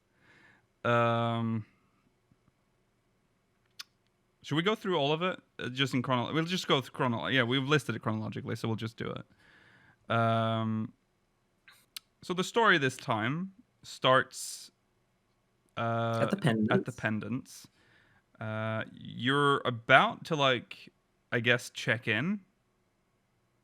I think you're checking out. Oh, we're checking out. Because I think we checked in at the end of last patch. Been asleep for months. Yes. I don't think it's been months, though. I think it's been only like a day or so. Yeah. The way people act in this MSQ, it's as if everything that happened in patch 5.2 was not 6 months ago, but in fact, less than a week ago. Yeah. Yeah. You get approached by Morin, who's... He wants to thank us for bringing the good word back to the Warriors of Light. Yes. And so he offers you... does he ask if he can, Is there anything he can do for us? Yeah, anything he can do for us. And you can ask him for more information about the Warrior of Light or the Warriors of Light. Yeah. And he, of course, will do that. He loves that shit. So we get some story time with Morin, and we're joined by Alice, Alfino, and Reen in the Cabinet of Curiosities. He explains the tale of the Warrior of Light, the first one. The original Warrior one. Yeah. And it's actually him. It is the Warrior of Light. And it's really cool, and I didn't all pick up that that's going to be relevant later on. No. Yeah, that is some foreshadowing in the first quest. So Very high quality art of him, by the way, in a book that's very quality. Yeah. Very high quality art. Yeah. Very difficult to read text. Yeah. So we do that, and then there's someone eavesdropping. Someone's just listening in, and they're knocking over some books. Or they drop some books, I think. This little Mikote girl. Yeah. And one of them is the boy that we did this to at the end of the Shadowbringers MSQ. The other two, I think, are new. I don't think we've seen them before. No, I don't think so. And the Ricky Tio. So Ricky Tio. Ricky wants to become a warrior of light. But she does not want to be... What? Not the same kind as us. Not the same kind as us. They kind of want to do other things. They want to do... they want to help in other ways. And we'll get to that soon, because that's very interesting. But then we do this thing. We're gonna kill bats. Well, wait, sorry. No. Why? This is in the wrong order. Thing actually happens first. Wait, is this in the wrong order? Yes, it is. We help Ricky Tio first. Mm-hmm. Oh yeah. What do we do again? Want to be apothecary? Apothecary. Apothecary, that's it. Like, I knew the moment that word appeared that I was fucked, because they're gonna repeat this word a lot, and that's one of the few words. That's one of the many words that I never know how to pronounce. Yes, epithet as well. Fucking hated that word. Okay, yes. Sorry, go on, Rolla. What did you say? So Chem is confirmed. Basically. I don't know. We'll see. I mean, chemist is the Final Fantasy name for the job. Yes. The reason I think they won't is because it's way too similar to alchemist. Yeah, that's true. But it's also a really difficult job to like promote, like for an expansion. Now you can play as apothecary. That doesn't sound cool. Chemist. Now that's a job you can sell. If you're putting, I don't know if either of them necessarily sound cool. I think maybe the fact chemist sounds cool. Chemist sounds cool. Come on. That sounds pretty. Yeah, you can't tell me that chemist doesn't sound cool. I don't think it sounds cool. Really? You don't think chemist sounds cool? Apothecary? No, I'm not impressed with the word chemist. I have to say, apothecary. I'm like imagining like a man with like old man with like really tiny glasses on the tip of his nose. Like, let's find your prescription. That's I don't want that. I don't think apothecaries are associated with prescriptions. I don't know what the fuck they do. Oh, let's blend some herb. I think chemists are far more associated with prescriptions. See, when I think chemist, I think pharmacist, and I'm not impressed. I think chemist, I think of a lab, so... Yeah. Culture one. And also, I think chemist, I think of the Final Fantasy chemist as well, of course. We already have chemist gear in the game. Plus, the Evilisian healer gear is chemist gear, isn't it? Mm. I mean, so far it's been like, they give us one job we want, and one job that's like a little out there. Yeah. But but it sounds like I'm against the idea of calling it apothecary, but I am actually with you on that. If they are, they might make it their own, like an actual more unique 14 job. So apothecary would be, would be more fitting. Because I mean, it's not like gun breakers have ever been called gun breakers before. Right. And it's also a way for them to like be like, no, sorry guys, you're not getting chemist.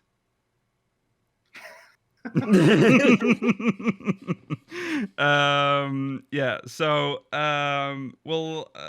So the reason we're talking about this is because is this when Thancred? No, not yet. No. Later. We pick the grapes. We pick the grapes off the vine. The grapes. That's the missing part here. Yes. We pick some grapes. We pick the small grapes because we're helping the apothecary lady at the... Like a bad tasting potion. Yeah. That place that apothecary works at has the worst name in all of the Crystarium. I'm not even going to attempt it. No. Okay, no. Let's play a game. No. Because I only found this out because I looked it up. How do you think this word is pronounced? Chad has written it down twice. Spagarix. What did you say, Lakil? I'm just trying to pronounce it in the weirdest way possible because it's probably not pronounced in any way that I think. Spagarix.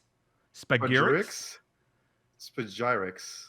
Or maybe the G is silenced. Spyrix. You're closer, Rollo. It's Spagirix. Spagirix. Okay. That's terrible.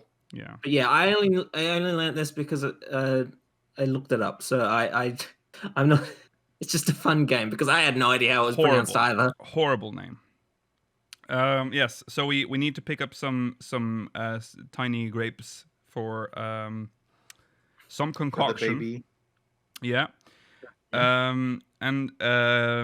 Then they're like, and then she's like, yeah, this is the kind of warrior of light I want to be. I want to do stuff like this to help people. Yeah. And so the other boys, they're like, yeah, we want to be warriors of light too, but we want to be like, we want to kill shit.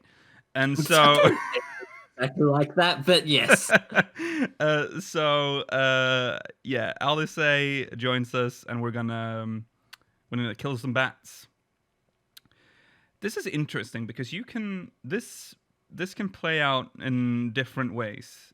And I did not know this the first time. I thought, automatic win because it's us. So I just did like the first, whatever was required. I think I did 2, isn't it 3? 3 bats? No, 3 like... I think the minimum you can get is 4. Right, that's what I got. So you lose. That's what I got. Because Alice gets like 7. And she gets upset because we didn't even try. And she's not wrong. I didn't even try because even when I did the quest, I'm like, what is this quest? Oh my god, I'm killing bats? What a start. It's interesting though if you do get all of them because she's like, oh man, I'm never going to keep up with you. I mean, that's what I did on my ult once I already realized, I can lose. Yeah. Well, now I can win. You can get tied too. So, yeah, you can tie. Yeah, so there's 3 possible. And she says that's more frustrating than losing. Yeah. But then something... That is fine. Yeah. And during this quest, I'm like, oh god, this is a really boring quest. But I know why. Because they're going to give us... I know what they're doing. And then Alice gets like... She's like a weird like thing happening. And she's like, no, I'm good. And I think... Does someone just run up to us here? What? Because Thancred is feeling... Not yet. Okay, all right. This is where we have that weird feeling that we want to go back to the top of the tower. We last saw Art Bear, right? Right. Art Birch. Yes. We go up to the top of the tower, and we encounter a Lidibert. Somehow we summon him towards us, and neither of us really knows how. No, yeah. There's this whole speech that he gives us. And then, so what it was that, is there anything in that speech that's worth discussing? Don't think so. You have an echo flashback with them, I think, there, right? And and then then his past Yes. when he's speaking what we've found out to be our Igiom and La Habrea. Yes. Yeah. And then he's like, don't even bother, dude. You can look into all my memories, but you're never gonna understand. Right. And that's when YoRHa shows up. And he's like, sup? And then he's like, I'm gonna kill you. And then he does the Fake thing. out. he gives us the fake out.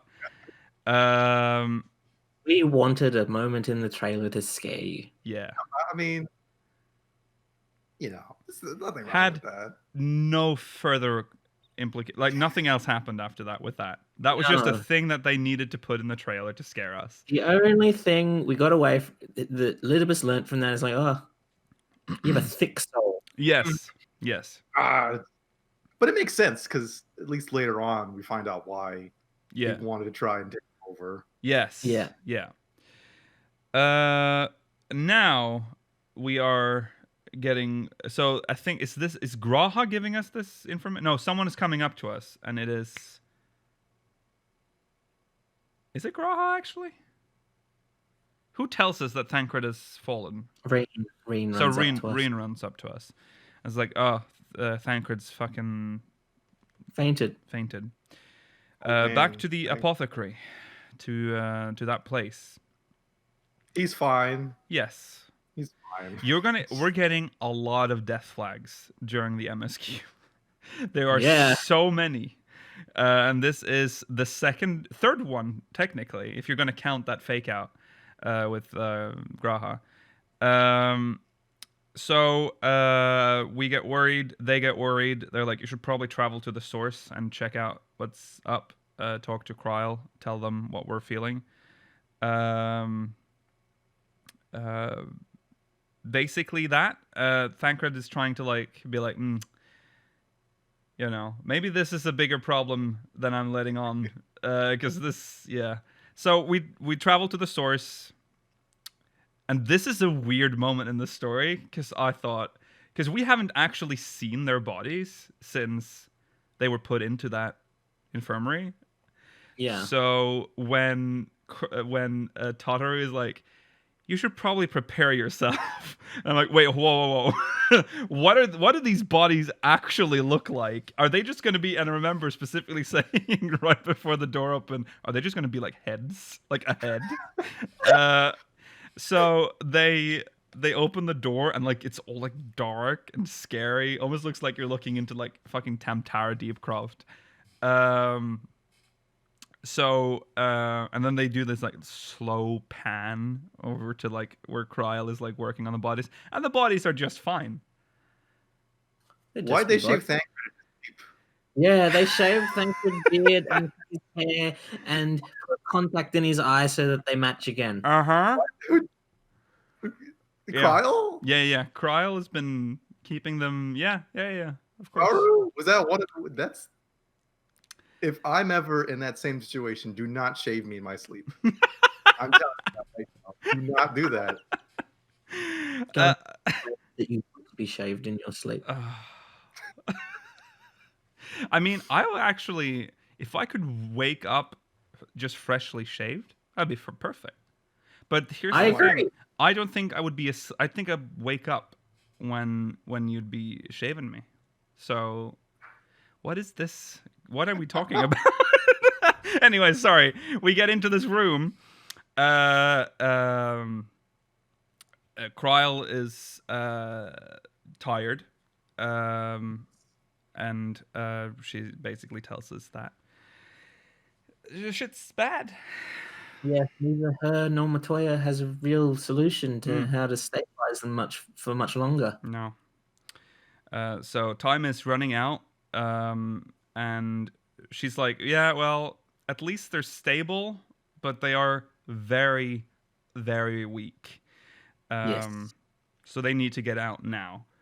Can I make a point about this scene? Yeah. One, they're not under the blankets. Fine. 14. Yeah, I know. Yeah. 2, and I remember this because I remember them talking about this at the time of the original scene. Y'shtola is the only one of them that is barefoot. Because I remember talking about back in the day, we put a lot of effort into this. Oh, what? I hate that you point to that. Well, yeah. She's the only character in the game that has that model for some reason. Yeah, that's true. It's that is true. Non-transferable to anyone else. You can look at Y'shtola's feet. They're gonna go crazy for this one. Okay. So what? I don't like feet. Oh, God, yes, you do. So, Tataru says that we should probably bring. Well, she's telling us that she's been baking something. Well, she tells us she's been doing things to keep the coffers full. Yes. One of them including being baking. Yes, because she's literally like the only well, you could probably count Kryle's a little busy keeping them alive. So there's currently like no real income for the Scions right now. Aaron, remember when you were relevant? Also, Hori Boulder, like that crew. Why aren't they helping out more? So yes, so we go with her to the, I don't know what that place is called, but it's that place that Rowena used to hang out. Well, she does. It's still part of the it's just the kitchen of the House of Splendors, I think. Yeah. And she presents us with her baked goods. And I love that last option, which is like, your cake looks like bread. Yeah, your cake looks like bread. The most high quality bread you've ever seen. Yes. That is. Yes. That they're gonna use that bread again. That's gonna be a housing item. All those 100%. pixels they saved on YoRHa, they gave to the bread. Yes. Yes. Oh God, we'll talk about that soon. So she's like, yeah, this is bread. This is Charlian bread. Archon loaf. Archon loaf. Yes. And that's also when enter Rambros, who is also an Archon, which I had completely forgotten. He is an Archon. He's got the tattoo on his head.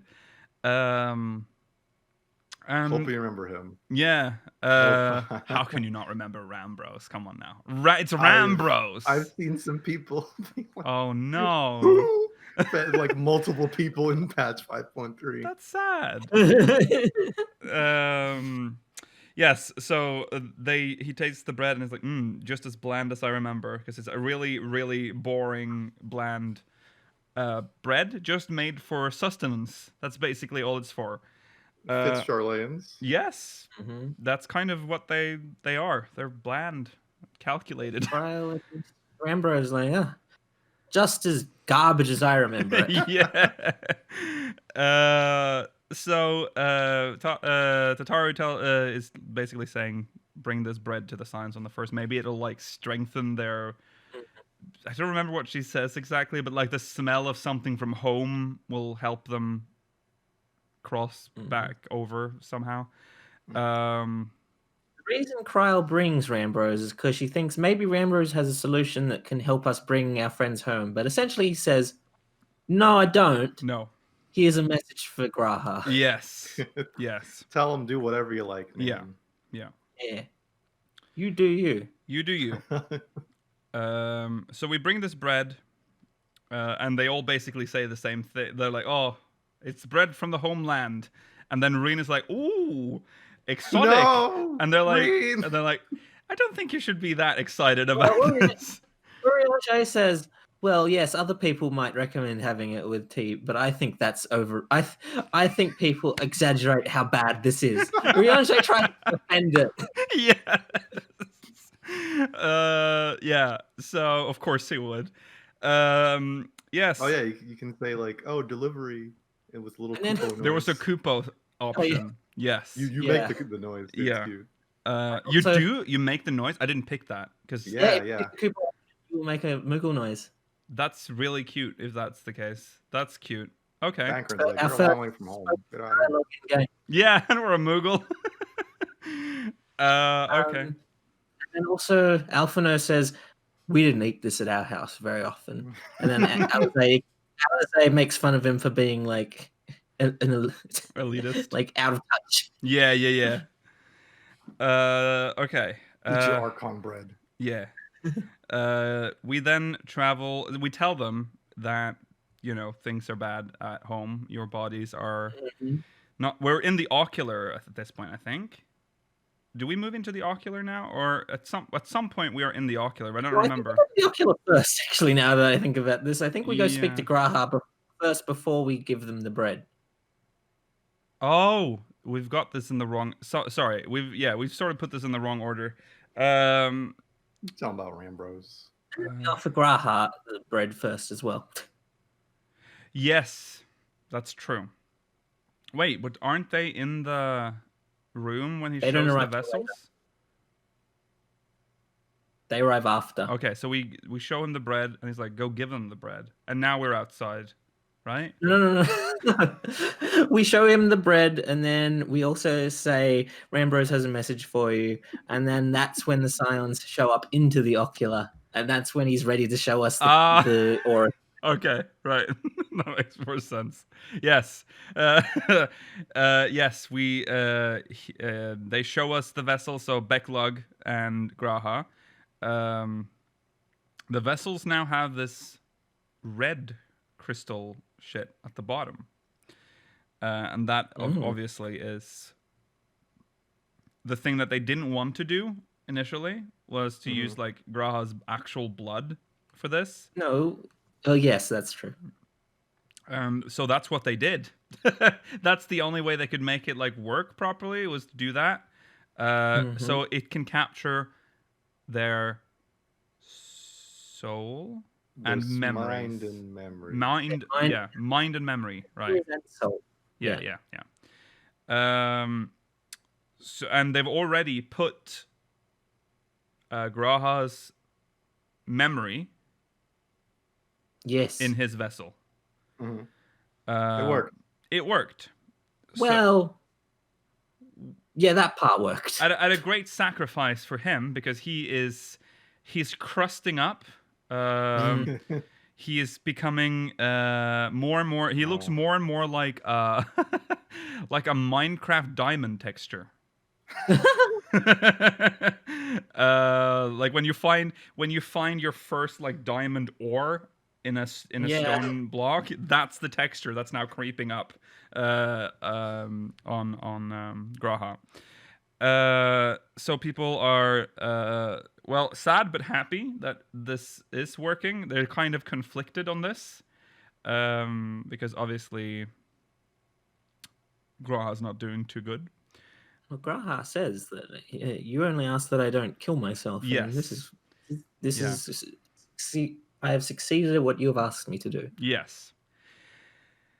One person that is missing is Y'shtola in all of this. Before we talk about Y'shtola, we also have the part of the fact that like YoRHa talks about how he wants to go back to the source as well, and even though he's not sure this will work, he still wants to try, and that's what causes Alize to be upset. Yes, right. Okay, yes. And so we leave the ocular, and this is when we have that scene with the bread. And that's when they also say, by the way, Y'shtola, she's in. So we need to address this now. We, for the first time, we've heard the pronunciation of what we used to call a Nider. Later. Yes, but she is in there, so I'm going to pronounce it correctly now. Okay. She's in Anider. Fuck, my brain does not like this. I need to rewire so much. Anider. You worked so hard to try and say it right when it first came out too. Yeah, try saying that when you add anamnesis at the front. Anamnesis, Anider. Exactly. You can't say it without like stuttering. Anamnesis, Anider. Anader. Fuck. Academia Anader.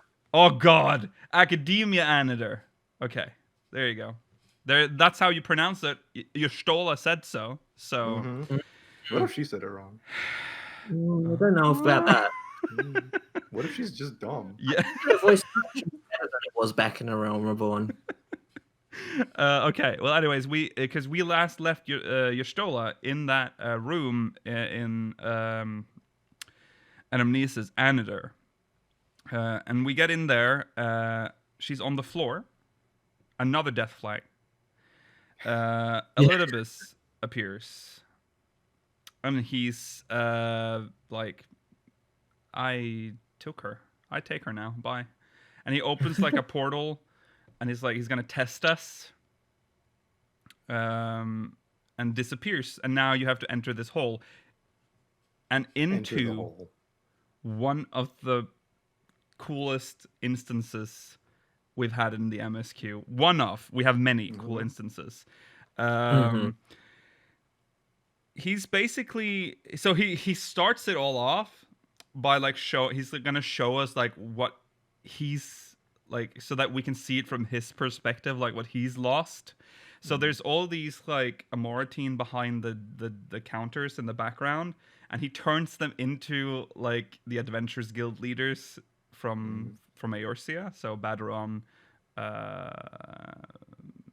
Mother Monet, yeah, and can't remember. Zango. I don't know her name. Momodi. Ah, there you go. Of course. Which is weird because they are not scaled for it. Floating. It's so weird looking. And then that Dalamud, like end of 1.0 answers is playing in the background. You enter. Do you know the weather effect for when you're doing the Realm Reborn stuff? Oh, I don't. Well, no. Because they all had different weather.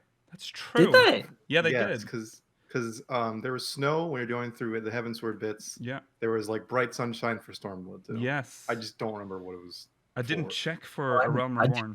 Pay attention. No. Weather in the Tempest is like feels all the same to me. Yeah. Oh, it doesn't change anything except for the snow. Right. That's the only one that you see, a visual thing, but yeah, it does change. So you get to so you enter the plaza, and he's like, "Yeah, I'm gonna fuck you up." And he looks he just turns some like pudding things, like flan monsters, into the scions from A Realm Reborn. So Papa Limo and Ida, and they're attacking us. I have to kill Papa. I legit just walked around in a circle for a bit because I didn't want to kill Papa. So happy to see Papa Limo again. But yeah. They barely acknowledge it, by the way. It's yeah. just like, yeah. No one else will ever comment on him. No. But then I had to kill them. Next, you just walk through and you see all the... I love the scene with the Sultana with the chalice on the ground, and the city-state leaders just like looking at it. Oh my god. Of course, that scene. And I already knew then that, oh god, we're going to get Horshaphant at some point. He's going to show up, isn't he? I thought we were going to fight him, but... I did too. They didn't do that. They didn't milk it this time. No? I'm proud of them. He's just kind of there, talking to his father. Yeah. So basically, we walk through memories of A Realm Reborn, Heavensward, and then finally Stormblood, and fight Xenos, of course, at the end of Stormblood. You fight Nidhogg at the end of Heavensward, and at the end of A Realm Reborn... Do you fight Crystal Braves? Oh, the Crystal Braves. Those are the last ones you do, I think. Yeah. What's the leader's name again? I can't remember. Of what? The Crystal Braves. The one that becomes the Griffin. What's his stupid name? Oh, fuck. I forgot Ilberd? his name too. Ilberd. Thank you. Yeah. Ilberd. Yay. Yes. So, yeah, we go through that. Yes. Apparently, Ilbert does say sloppy if you take too long to kill him. Really? Really? Oh, that's funny. Okay. He's doing all this to teach you. I mean, not at least sort of tell you something like, hey, you're basically going to kill anyone that ever comes in your path. Yes. Like, you're kind of, maybe you're the bad guy. Mm-hmm. Mm-hmm. You ever thought about that? Yeah. We get out of there after killing Xenos. We transition into like another like short speech. I can't remember what Elidibert says before the fight, but we eventually just go into like an actual fight with him. I think he just says like, I've tested you now and you're... Prove to me that I can't beat you in this body. Right, yes. And then we fight him. Just a very standard duty fight, I feel like. Nothing crazy happening. He's got some very OP skills for a warrior, I will say. But yeah, that happens. Y'shtola comes back. This is where she gives that speech from that trailer where she says, like, if you've been listening to like cacophony of voices, she's basically saying straight out that he's a primal. It's technically a primal. Yeah. He's just like, yeah. Yeah. And he's like, yep, right. Yeah. That's why... And that is makes it so clear now. Because he's got a one-track mind. Like, he's just going to do his job. He doesn't seem to think about anything else. It's just, I have this is my path, and I must follow it. That's kind of what a primal would do. He starts to waver, though, when Y'shtola's talking to him. He's like, yeah, he's kind of... it doesn't matter anyway. Yeah, yeah. Kind of short circuits, but like because of the fact he's a primal, he can't ultimately stray from his path. Right. Mm-hmm. He's basically like... he's a part of Zodiark. What? He's Zodiark's heart. Yes. Yes. So he leaves with a vague threat. He said, like, what was the quote again? I don't know the exact quote, but he essentially says, like, I can't beat you, but I still gave you quite the fight. Yeah. So imagine how easy I can take down your friends. That's what he said, yes. Yeah. And this is... so he's gone, and Y'shtola's like, huh, that was weird. Anyways, I forgot my shit back in that place. She didn't get it. She just teleported away. Right. I need to go get my shit that I left. Bye. Go pick up those rocks. I'm gonna go to Anadir. I'm gonna say it many times so I can rewrite the memory of Anidir. Anidir. So she leaves. That's when we see it. A crystal. Big crystal. Big crystal from afar. I thought it was like a warrior job crystal, by the way. Which would have made sense, sort of. Yeah. Like, was it where the little bird drop it? Yeah. But something weird happens when we pick it up. It has like there's like a voice. It's like unsundered or an ancient speaking. I mean, it's like the first voice is like just fractured. It's like it's not actually a full sentence, but it's got this weird like symbol on it, and then we find more. And this is when I was like, oh. Are there going to be 13 of these? Are they going to be like 12 or 13? Is this going to be the 12? Am I picking up the 12 right now? But of course I think we pick up 14. Yes. Well, no, we pick up 13. The 14th is handed to us. Yes, the 14th will be handed to us. So we pick all of them up. If you could probably... No, you wouldn't be able to recognize most of them from that quest if you didn't. Did anyone do that? Did you recognize any of the? No, I didn't recognize any of them individually. Right. No. I believe the colorless one is supposed to be Elidibus. Mm-hmm. Yeah. Okay, so we pick them all up, and then we meet Hydaelyn at the end of our path. Back again. And this is perhaps where the biggest bomb is dropped. He speaks of the what are they called again? The people that we just picked up, the convocation. The convocation, and explains and tells us about this 14th member, Azem, which is gendered to match yours. Yes. You're your player character. Yeah. So he's basically telling us that we are the 14th member, Azem. And he gives us our stone, our crystal. And no, he doesn't say it right now, I don't think. Does he not say it? No, I don't think we can find that out until much later. Really? I don't think we find it out until the trial. Huh? I'm pretty sure Azem was before the trial. Yeah. Okay. I thought... Really? Okay. Yeah, I didn't think we found it out now. Oh, okay. I'm pretty sure Okay, it's not mentioned until the trial. Okay, so I mixed that up then. Okay, so he basically confirms that we are the 14th at least.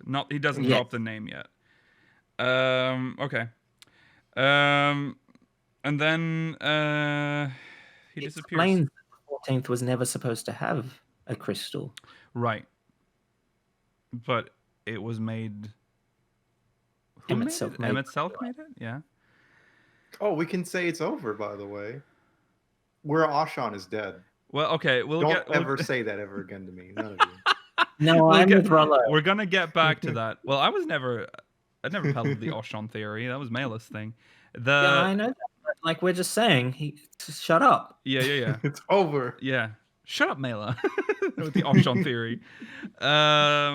We'll get to that though. So after this event with Hyphlodius, we have all these crystals and new knowledge about ourselves. We head back to Yulmore, where the rest of the crew are waiting for us. First off, YoShitola says, "What's wrong?" And they're like, "Nothing." Yeah. So, okay. Yeah. Never mind. Yeah. I thought it was interesting because I was expecting us to mention something to her. I'm kind of surprised we kept something secret for a while. Yeah. Yeah. Yeah. The whole thing with YoShitola, she doesn't really care. It feels like she's like, yeah, I'm here. I mean, she is YoShitola, so I guess that's just her character. Yeah, we are not mentioning that the Hyphlodius explains that the 14th is a traveler and he's not a traditional member of the convocation. Right, that too. He had fun adventures. They had fun adventures. Yeah. So at this point, your mind should already be racing. There's so much that's being revealed right now. You return to Yulmore, and we've just begun. Because now the star shower appears above Yulmore. In fact, it appears above all of the first, it seems. Yeah. It's a persistent weather effect. Yes. That's really cool that they found a way to use... Because they talked about that a lot when they released Shadowbringers, was that they were able to change the weather for zones, like on demand, so that certain players can see different kinds of skies based on where they're in a quest.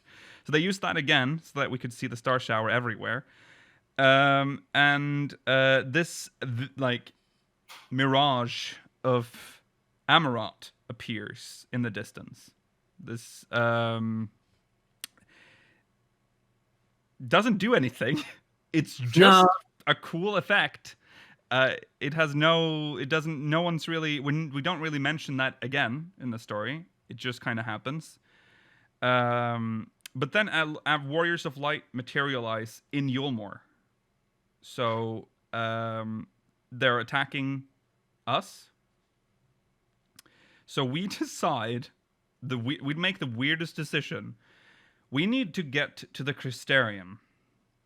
Because we suspect that because they spawn in similar circles to how we and others have spawned before. So we're like, well, is Grahad And if it's not YoRHa, who is doing this? Yes, yeah, because they recognize the summoning circles. I think it's YoRHa who's like, yeah, this is what it looked like when we were summoned from. Yeah.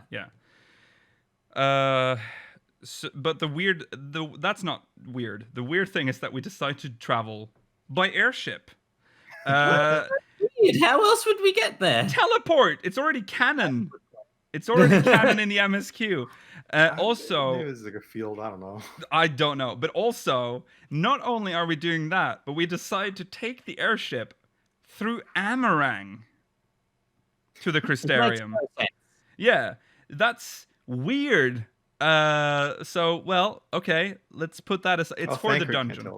Okay. Oh yeah, that's true. That's a very good point. He doesn't need to come. Leave him alone in He's your our tank. Oh. What are you gonna do? Tank it yourself? So we get an airship from Chai, the Chais. Well, he's the mayor. Chinos. However, the airship quickly crashes over Amarang. We get hit by something. Illogically. Don't get hit by something. We get hit by a warrior of light. I think they just fucking slice that ship. Yeah. So now Hero's Gauntlet begins. Dungeon. How do you feel about Hero's Gauntlet? Weird. It's weird. Yeah. Very climactic, in my opinion. Yeah. I'm not. It's an okay dungeon. It's nothing. It's not Gimlet Dark. It's not Gimlet Dark. But it's not patch 5.5, to be fair. That's true. We're comparing this to Yeah. 4.3 and 3.3 dungeons. That's true. Yeah. It's okay. It is more exciting than the Swallow's Compass. I will give it that. That's true. Oh my god. Forgot about that dungeon. Yeah, that's true. That music was amazing, by the way. Yeah. What would you say, Georgi? It's not more exciting than SoH. No. Well, SoH is more. Just don't like dragons. Well, no, I just feel like there isn't as much at stake at that moment, and it's just like, oh, it's a trial, so fight us so we can help you or whatever. And then I'm not talking about the tension of what's occurring. I'm talking about the actual dungeon. Mm-hmm. Oh, yeah. I think it's more exciting. SoH is pretty cool. That's a pretty well-made dungeon. Was our second favorite dungeon, Rollo. Yeah, it was. It was very close to being number one. For you, Rollo. Yeah, you tipped the scales. I do. I'll be tipping scales. Yeah. No, it's an alright dungeon. You fight warriors of light, you fight a thief, you fight a necromancer, and then you fight a berserker. I don't know what's up with that necromancer, because they have some interesting dialogue when you're fighting. Yeah, they do. I want to know why the necromancer is the one that gets the minion, other than booby. Yeah, exactly. But also again, like Rollo said, she says some weird shit. She does. She talks about being tainted. There's some weird dialogue. And also she gets her own minion. People are obviously now talking about are we gonna get necromancer again? I think that's gonna be very difficult. We've talked about how difficult it is to get necromancer in the game. Also, where would a necromancer unlock in Eorzea? I wouldn't go as far to say it's hinting at that. Maybe it's a reference to something. That'd be my guess. Yeah, I think it might just be just a reference. It's just so weird that she's got all this weird dialogue. Does the thief ever say anything? I don't think it does. But I think it's just flavor text, and it might be just referencing other stuff from past Final Fantasies. Which is what all these bosses are. They're just references to old Final Fantasy jobs. They're jobs that we don't have. Yes. Berserker, confirmed. We've done it. Yeah. How's it different? You get angry. Yeah. You get angry as a warrior. Yeah, but you get Berserker angry. Yeah, as in you hit your own party members with Berserk is an actual skill. So, I mean... Yeah. Yeah. different. Okay. Okay. I thought the mobs are very boring.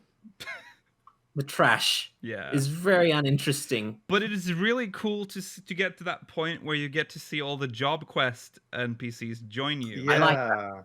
I like being helped by NPCs. Yeah. Like the drunken fist fucking attack, which is cool. And you get to see the what are they called? The Fwath. The Fwath. Yeah. The see all the Fae help you out. Yeah, the Fae people joining in, and the tree, pea blossom or whatever, and mustard seed. Puck's not there. No, they're dead. I guess. Tanya's the one that summons them. I guess she just didn't think she needed all three of them. No, I guess. Yeah, so that was cool. Also, I guess we have to talk about the fact that Hildebrand appears in this dungeon at random. Yep. Yeah, he's there. He's a gentleman of light. Yes, a gentleman of light. A gentleman of light might appear in the dungeon. It's apparently RNG. I have yet to see him in a. Yeah, I've done it a couple times. I only saw him once. So if you look closely, he should be in the last stretch of the dungeon before the last boss. Yes. There is a chance that Hildebrand will appear, so keep your eyes. Keep your eyes. Just keep your eyes, because they're good to have in the future. So what did you think of the bosses mechanically? Well, I've seen a lot of people get messed up by the first boss, and I wasn't that. The first boss. Yeah. Oh well, I can see how that symbol, because that's a new symbol, right? The symbol for the moving AOE. Mm-hmm. That could fuck you up the first time, I guess. But it doesn't kill you. And I've seen people get hit by it more than once. That's what perplexed me a little bit. No, some people are bad.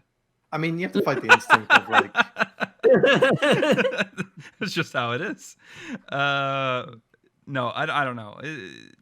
The first boss is easy. I can see how they get fucked up by the second and third boss, though. I don't like getting captured, but there's this fucking crawly zombies in the second boss. No. The inflation, the ass. No, yeah. That is so funny, Rollo. I thought you were just being like, "Oh, look at their ass," because it's you. But but actually, look at their ass when they're like floating up, because they get thick. They get really thick before they blow. It's funny too, because I feel like last time I looked at them, their upper torso and head and arms don't really get bigger.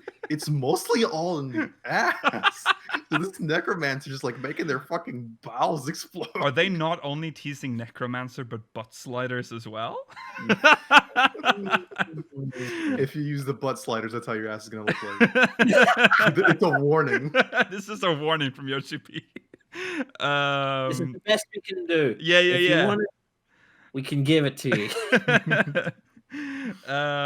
So the last boss, the Berserker, has a weird mechanic where you have to go into the Berserker hole that he makes. He makes two. It's actually surprised that it made depth. When I first looked at it, I was like, "Is that a real depth? Is there actually or is it just no?" Yeah. But no, you actually do go down. Yep, you do, and you have to stay down there. I got hit by that mechanic the first, not the when he makes the hole, but when you're supposed to go inside it. Yeah. It's not very clear at first. Like something that just pushes you back. Yeah. People would murder me. That's the Hero's Gauntlet. There's not much else to say. It's a very basic dungeon, in my opinion. It is a very basic dungeon. That's what I found disappointing about it. But it's all right. It's all right. It's not. Yeah.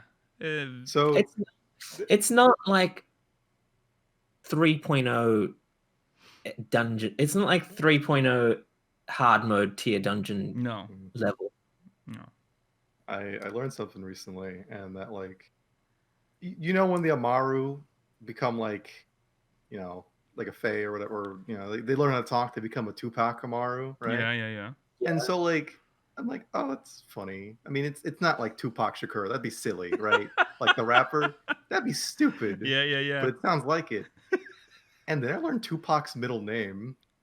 is a Maru. It is. It's a Maru. I didn't know that. That's an aside, but there you go. Oh Tupac came back to the first. As my god! Oh my god! Well, there it is. He's back. Okay. Anyways, back out of the Heroes Gauntlet. We basically leave the Scions behind because they're just gonna keep fending off Warriors of Light. The Warriors of Light. Yeah. On our way to the Crystarium, we find YoRHa and Becklug wounded on the ground. I thought at this point that Becklug was going to die. I was bracing. I do, yeah. Yeah. A lot of death flags. What is it, the fifth one? Here's another one. Yeah, fifth one. And YoRHa is ultra crust at this point. Like the crust is so like it's Minecraft up to the neck, and we're talking square pixels. These are some really pixel. This is it doesn't look that good close up, and they do a lot of close ups. So yeah, that's very. It's Hian's outfit all over again. No. But Becklug, so we get a flashback to see what happened. We see that Elidibus is just walking into the ocular. Elidibert walks into the ocular. Elidibert.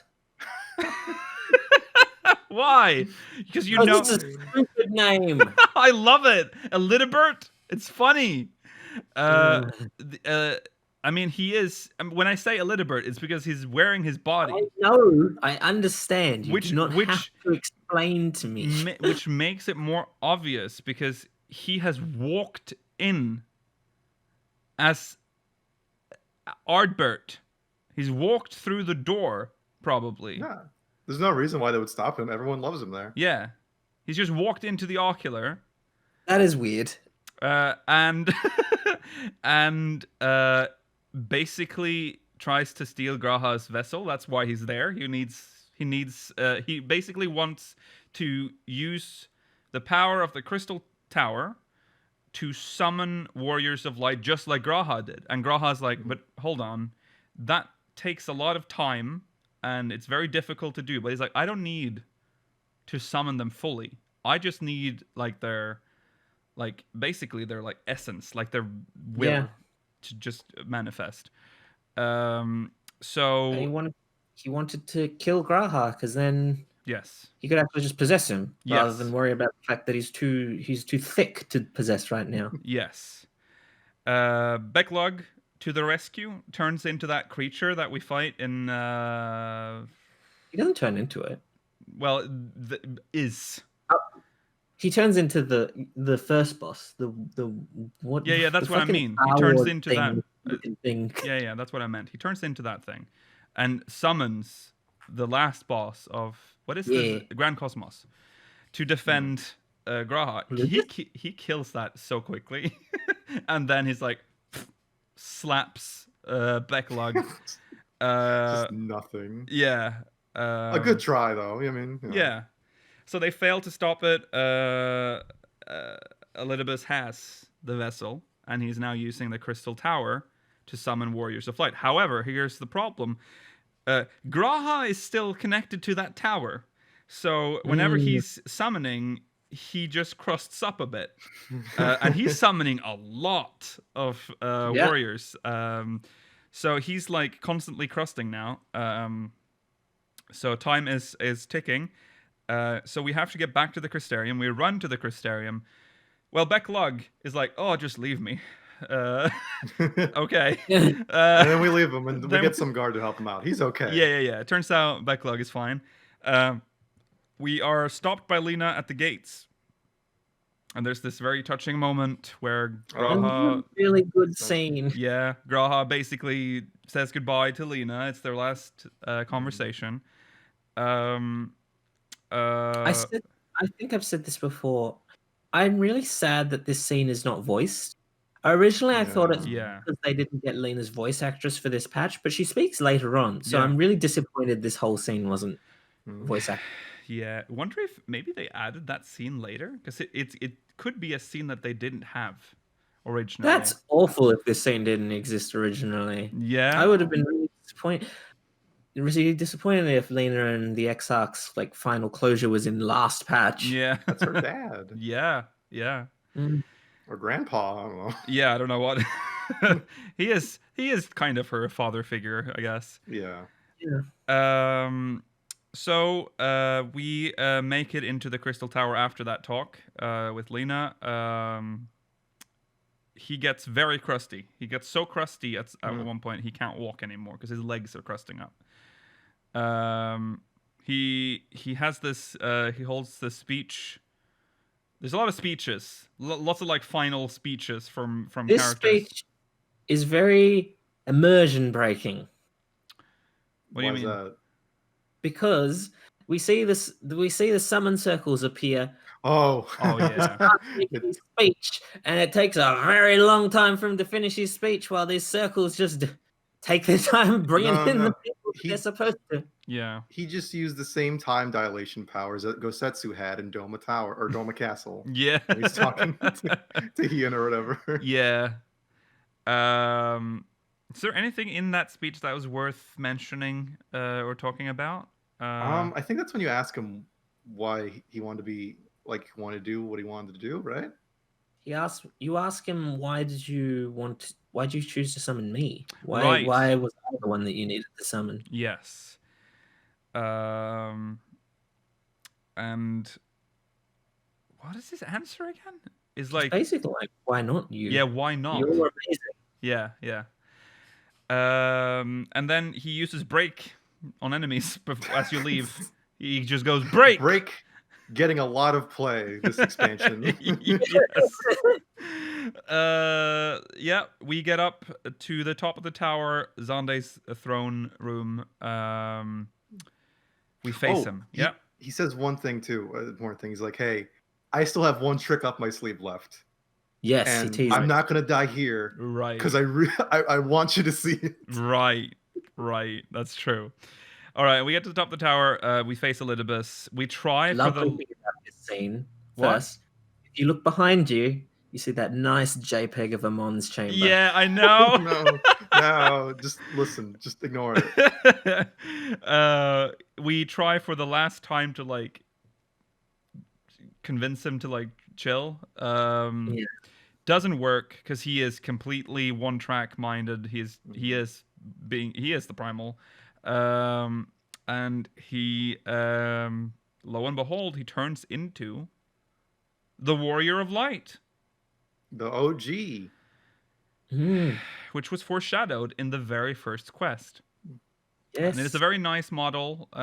Fully. I was afraid that every time a character turns, we've seen characters turn into bosses before, and when they usually turn into a boss model, they don't really have any animation in their mouth because they're a boss model. They don't have to convey emotions or anything.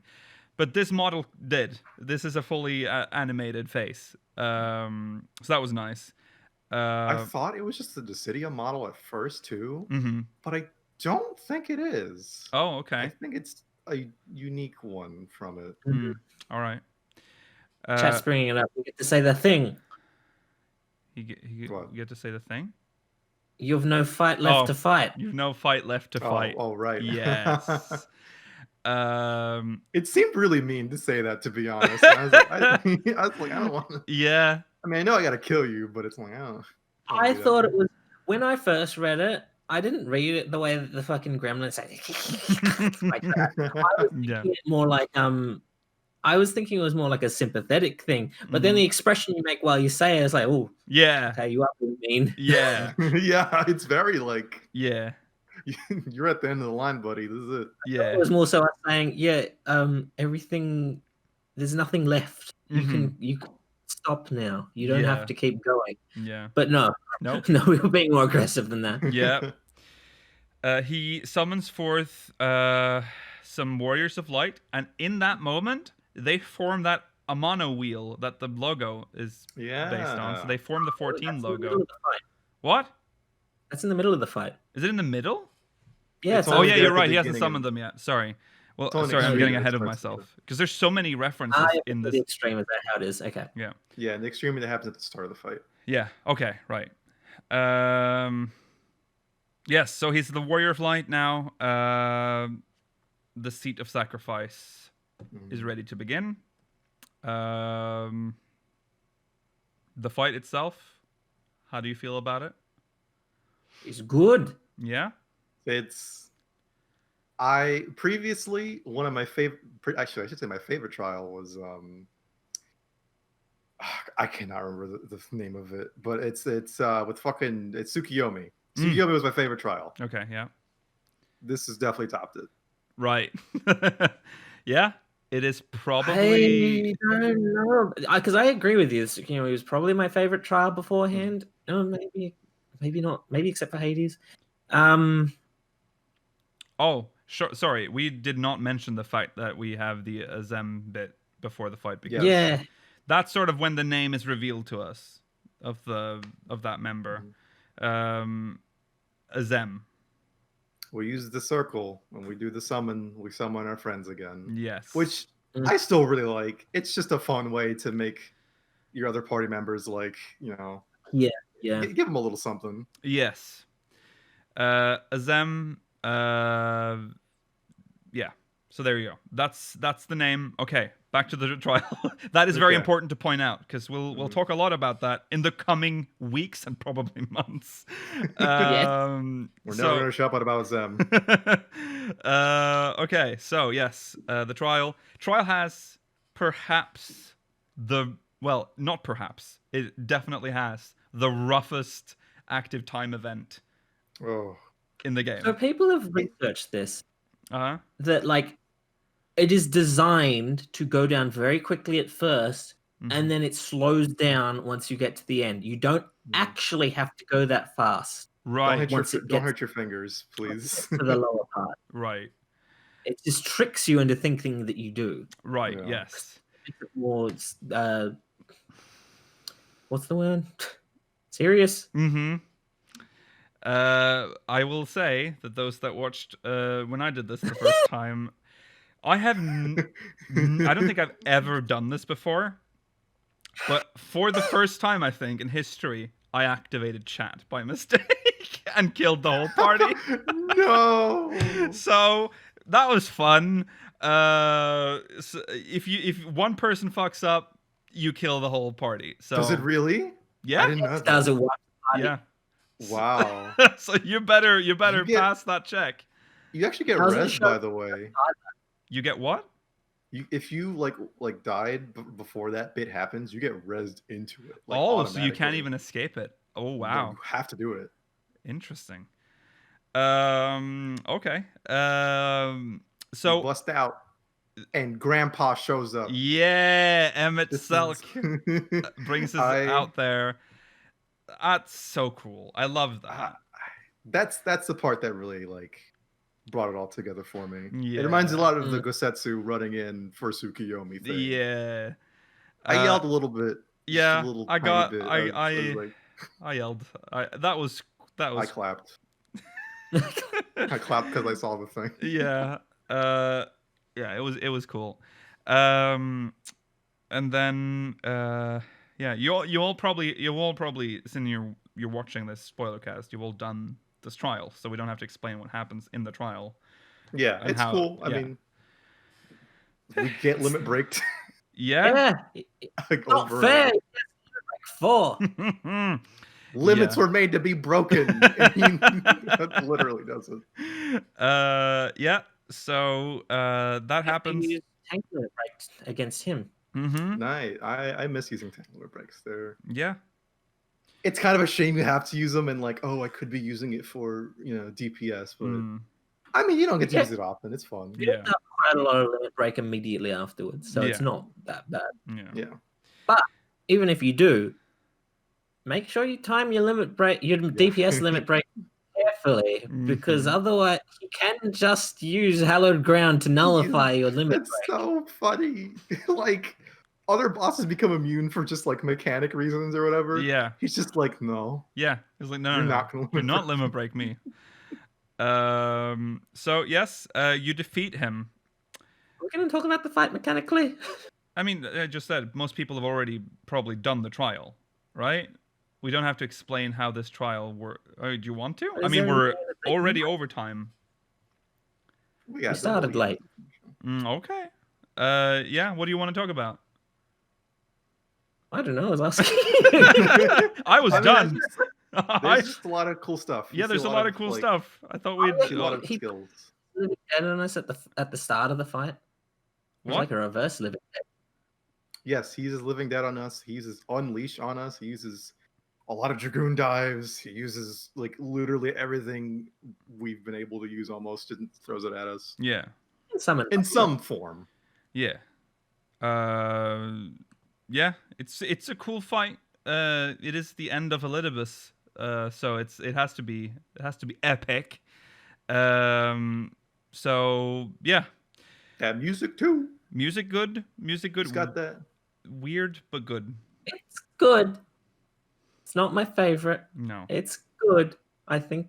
I feel like that's a controversial opinion, but it's. How dare you? You are very, very. What a fucking music snob over here. It's like, I don't know, 5.3 are pretty mediocre music. It's not mediocre. It's just I think Soken has done better work. Okay, that's fine. I think it's good. Yeah. All right. Beat him now. We have defeated Elidibus. YoRHa appears and he's beginning his sealing of Elidibus into the tower. So he can the crystal tower can essentially be used like as white auracite, technically, where he can just literally just store him in the tower. And that's what he does. Right before then, Elidibus sort of returns to his original form. He just sits on the floor as an Amoritine. He's small. He's very small. And baby. And he's got all the crystal things. We give him all the crystals. Yeah. He doesn't except for ours. We keep ours. But we doesn't even like us, so it doesn't matter. That's true. We give him the little the crystals. And what is his final words again? He says, "The rains have ceased, and we have been graced with another beautiful day. That's what. But you are not here to see it." That's what he says, and then he disappears. And that is the end of Elidibus. That's it. The Ascian threat is mostly, well, at least as we know it. Yeah. I was shocked that. I wasn't as shocked, but I kind of already theorized that. I was kind of theorizing that Elidibus was going to die here. But it was sad when it happened. I'm not as sad with Elidibus as with Emmet. Because I agree. I feel like we Emmet... didn't have long to build up with them. Yes. And also, Elidibus was already so far gone. Like, he was not himself anymore, kind of. So, whereas Emmet was still... That's the part that makes it sad. Yeah, that makes it sad. Yeah, but we got to know Emmet more, right? Yeah. It was more similar, like... I'm not comparing them in terms of how sympathetic they are, but it was more similar to how we ended up putting down Vorthri than when we fought him itself. It's sad in the same way, yeah, where he had been so corrupted, but we still get to learn like how he was, and it's not his fault that he's this fucked up. It's kind of the same way with Elidibus. It's not his fault that he's this fucked, or was, because now he is gone. I think part of the reason that Emmet Selk was so tired is because like Laha Brea was like crazy, and Elidibus wasn't. Yeah, as we said, Elidibus wasn't himself, so he was kind of alone of the three unsundered Ascians. Yeah, yeah. And, so go on. Was that a kid? Is that what they were trying to tell us that they? I thought so. Yeah, because he's so small. Like that was an Amoritine child they had to sacrifice. Yeah. Which is like, Oh fuck, man. Yeah. That's rough. It is. I think the reason they chose a child is because a child has a much more concrete idea of what good and evil is. So therefore, that's why they would choose to sacrifice someone like that who had that black and white morality to be the heart of Zodiac.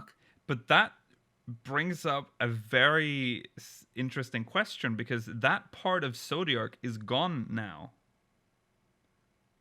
That which means we'll talk about this later. Yeah, we'll talk about this.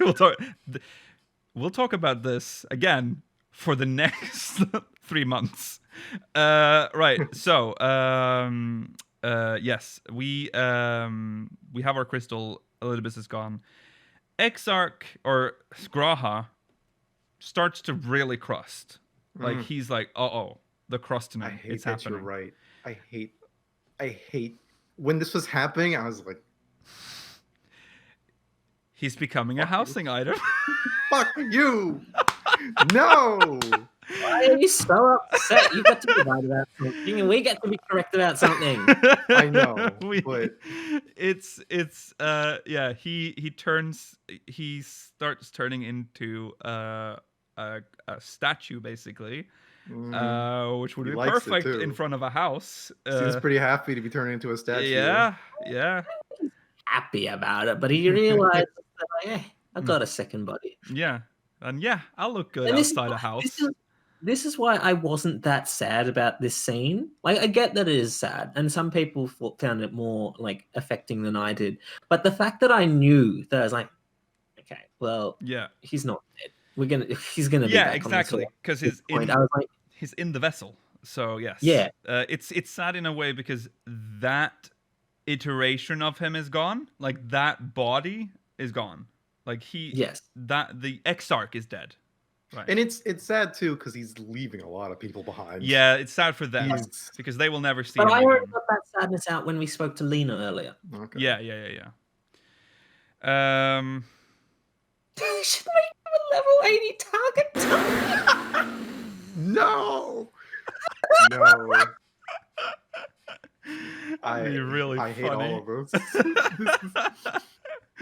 Oh, okay. Okay, so did you expect the thing was going to fail? By the way, when you were going to try and bring it back.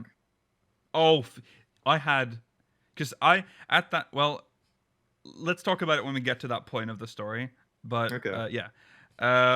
so a lot to get there before we get there. Yeah, there's a lot. I know. Sorry. Now the Scions are they're ready to leave now. They're not ready to leave. That's the point here. They have to say goodbye. Look at Crystal Exarch, and they're like, that looked nice outside our house. They all go. They're like, And Green starts narrating. Yes. It makes sense because YoRHa was doing it, and now that he's gone of this moment at least. Yeah. Reen is like, this is her world. Yes. Yeah. And enough, because one of the last things YoRHa says is, "Take me on your next adventure." So we do. We carry him around. Put him in our pocket. We'd carry him on a tour, last tour of Norrand. We start by visiting Alisa in Amarang, who's saying goodbye to her people, including that boy, whose name... Harry? YoRHa... H something. Helric. There you go. Yeah. Who's standing in front of the grave... Who? Tesleen is her name. Teslene's grave, which is apparently a thing he does a lot now. Just goes on a walk and stops in front of that grave. Nice bringing that back. That was pivotal Shadowbringers early moment. Yeah. Again, I thought this scene was not served well by the fact that it didn't have voice acting. Yes. It is very strange that only... that is that the only one that's not voiced of the farewell sequences? I mean, Urianger and the Faire is Fae is not them as well. Voiced. Yeah. It's just Stola's one. And I don't think Thancred and Reen at... Oh, yeah, Thancred isn't either now. At Twine isn't voiced, but that's because they're proper goodbyes later. Yeah. That's really strange, because these are such, like, important cutscenes. It's weird that those weren't voiced. Seto voiced, too. That's right. Yeah, we'll get there. Don't skip ahead, Rollo. Okay. I want to talk about that part. Yeah, we're going to talk about that part. Yeah. So, yes, Halric, I think he says, like, time is precious or something. That's, like, words uttered, and then Alice sheds an anime tear, I think. And so she's like, no, I didn't cry. When you talk to her after that, no, I didn't cry. Shut up, I didn't cry. And that's sort of her farewell thing. It's very short and not, I feel like it's because her story on the first kind of almost ended a bit after Tesleen died. That was like the big emotional thing for her. So her story was already kind of wrapping up there. Halric was the only thing left. Too, actually. What? I have something to say about that exactly later too. Okay. Later. All right. Yeah. Stay tuned. All right. We move to Alfie now. This one was sad. I thought the voice actress for Dulia is very good in this one. She's she is crying and she is so sad that Alfino is leaving. And Alfino is very is like, okay, well, I think that I love Julia. She's a nice lady. Yeah. And she's she's very, very motherly in that scene. And she's like, yeah, you can always, you're always welcome here, but he can't really come back. So it's, so sad, because that's the saddest. I mean, that's, but it in this patch, at least, it is implied that it is impossible for them to ever return unless the Warrior of Light or Darkness, or visits with messages, but they can never meet physically. Again. She does say that after the cutscene, that if you speak to her again, she says, "I'm happy that you can still visit, so I can hear news about Alphina." Yeah. Oh, it was so sad. And then I guess what does he say to her? I can't remember. He's just being very. He talks about when he revealed the truth of all three and all that, how they picked themselves up. Right. So, he was worried to fall into depression like he did after the Crystal Braves betrayed him, but they bounced back very quickly. Yes. It was sweet. It was a nice character moment for him. Yeah. It made me sad because it made me realize that we're probably not going to come back to these characters in the same way anymore. They're not going to be part of the MSQ probably. Because Yoshi-P has sort of made it clear that we are done with the first now. So there's only two things tying us to technically three things tying us to the first right now: the Beast Tribes, YoRHa, and Eden. Yeah, and they won't be very. I mean, after. Well, we'll see. It's sad. So yeah, we leave there, and now comes an even sadder part. Well, first is Urianger. Urianger's goodbye is very Urianger, if I may say so. It's because he doesn't really have any humans that he's attached to. It was just him. They don't establish relationships in the same way that humans do. Yeah, but Seto. I knew the moment we had to go there. I'm like, oh fuck, we're gonna have this moment with Ardbert and Seto. Yeah, Urianger gives us Arbe's Crystal of Light. Yes. We saw it drop when Elidibus disappeared. Yeah. And so we meet with Seto and we bring the crystal, and you can tell him to close his eyes. What happens if you choose the other one? I wonder, because I don't think it's an option. I think it's the same thing. Probably. Oh, the same thing just happens. I think Okay. So it's just he there he is in front of him, and he gets to say the stuff that he wanted to say, if you in the earlier MSQ, he did say that there was stuff he wished he'd told him, and now he got to tell him. Like, even it wasn't in the MSQ actually, wasn't it implied that Ardbert already heard him say that? He heard him, but he couldn't tell him. Like Seto didn't know that he heard him. Yeah. Before fused. Yeah. So that scene was difficult. That was sad. This is the scene that got me. This is of all the goodbyes, this is the one that really affected me. Yeah. Yeah. So that happened, and then there's Y'shtola with Runar. We've sort of already again had that sort of sad goodbye thing with him, where she told him, like, was it last patch or the patch before that she had to leave at some point? Last. Yeah. So that wasn't so sad. It was actually quite happy with him, like lifting her up and dancing around with her. So yeah, that was a nice palate cleanser after that Seto scene. I was like, man, I'm gonna find a way to come back. Yeah. Runar is too pure. And then Thancred and Reen. I expected this to be the saddest one, but I did too. It wasn't. It was just okay. It just felt. You didn't even get to go to Nabath Arang and say goodbye to Minfilia with them. Yeah. Well, I already did. No. Yeah. It just felt like this had already been. Yeah, I don't know. It wasn't that. It was cute. It was like, yeah, but it was what it was. Maybe there'll be more on that in the Eden raid. Maybe. The real goodbye is when Thancred pats her in the head in the Crystarium. Yeah. And his gun. What? Yeah, she gives him his gun. Yeah.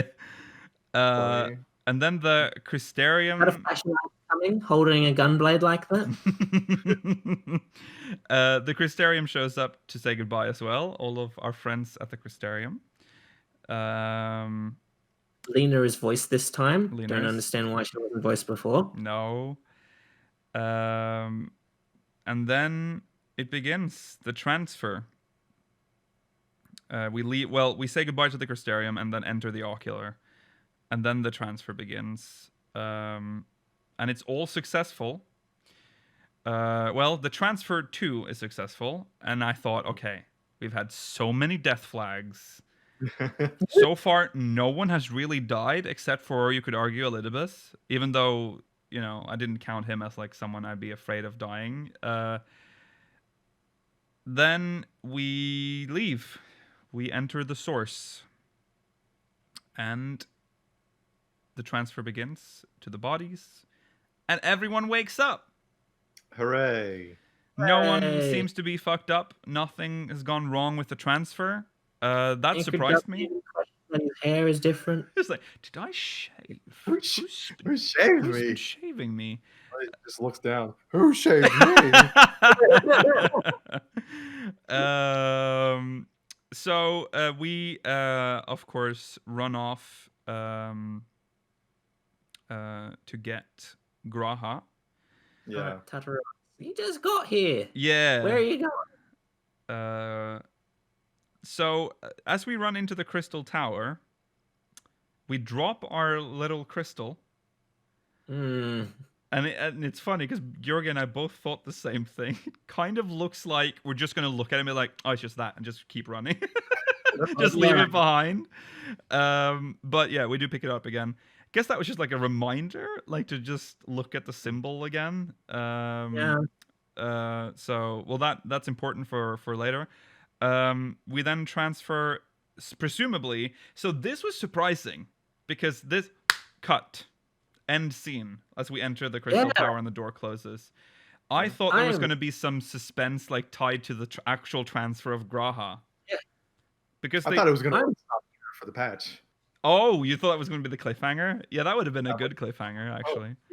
Like, do we find out where got by? Mm-hmm. I'm shocked we never saw original YoRHa's body. Yeah. That was weird. And there was so much like almost like tension tied to his vessel because we weren't sure if that was actually going to work. Yeah. But we didn't get to see any of that. So it just cuts to a new cutscene, and may I add, one of the best cutscenes we have ever had of the Scions. Best animated cutscenes. Yeah, animation and voice acting, like combined with it, is so good in this scene, and it is an ending made so clearly to be like a reward for finishing the story. It's like, this is the end of the patch. Here they are, all of our friends. They all survived. You thought they were going to die. Some of them were going to die, didn't you? They're all here. And they're fully like mocapped. They have great facial animations, the voice acting matching.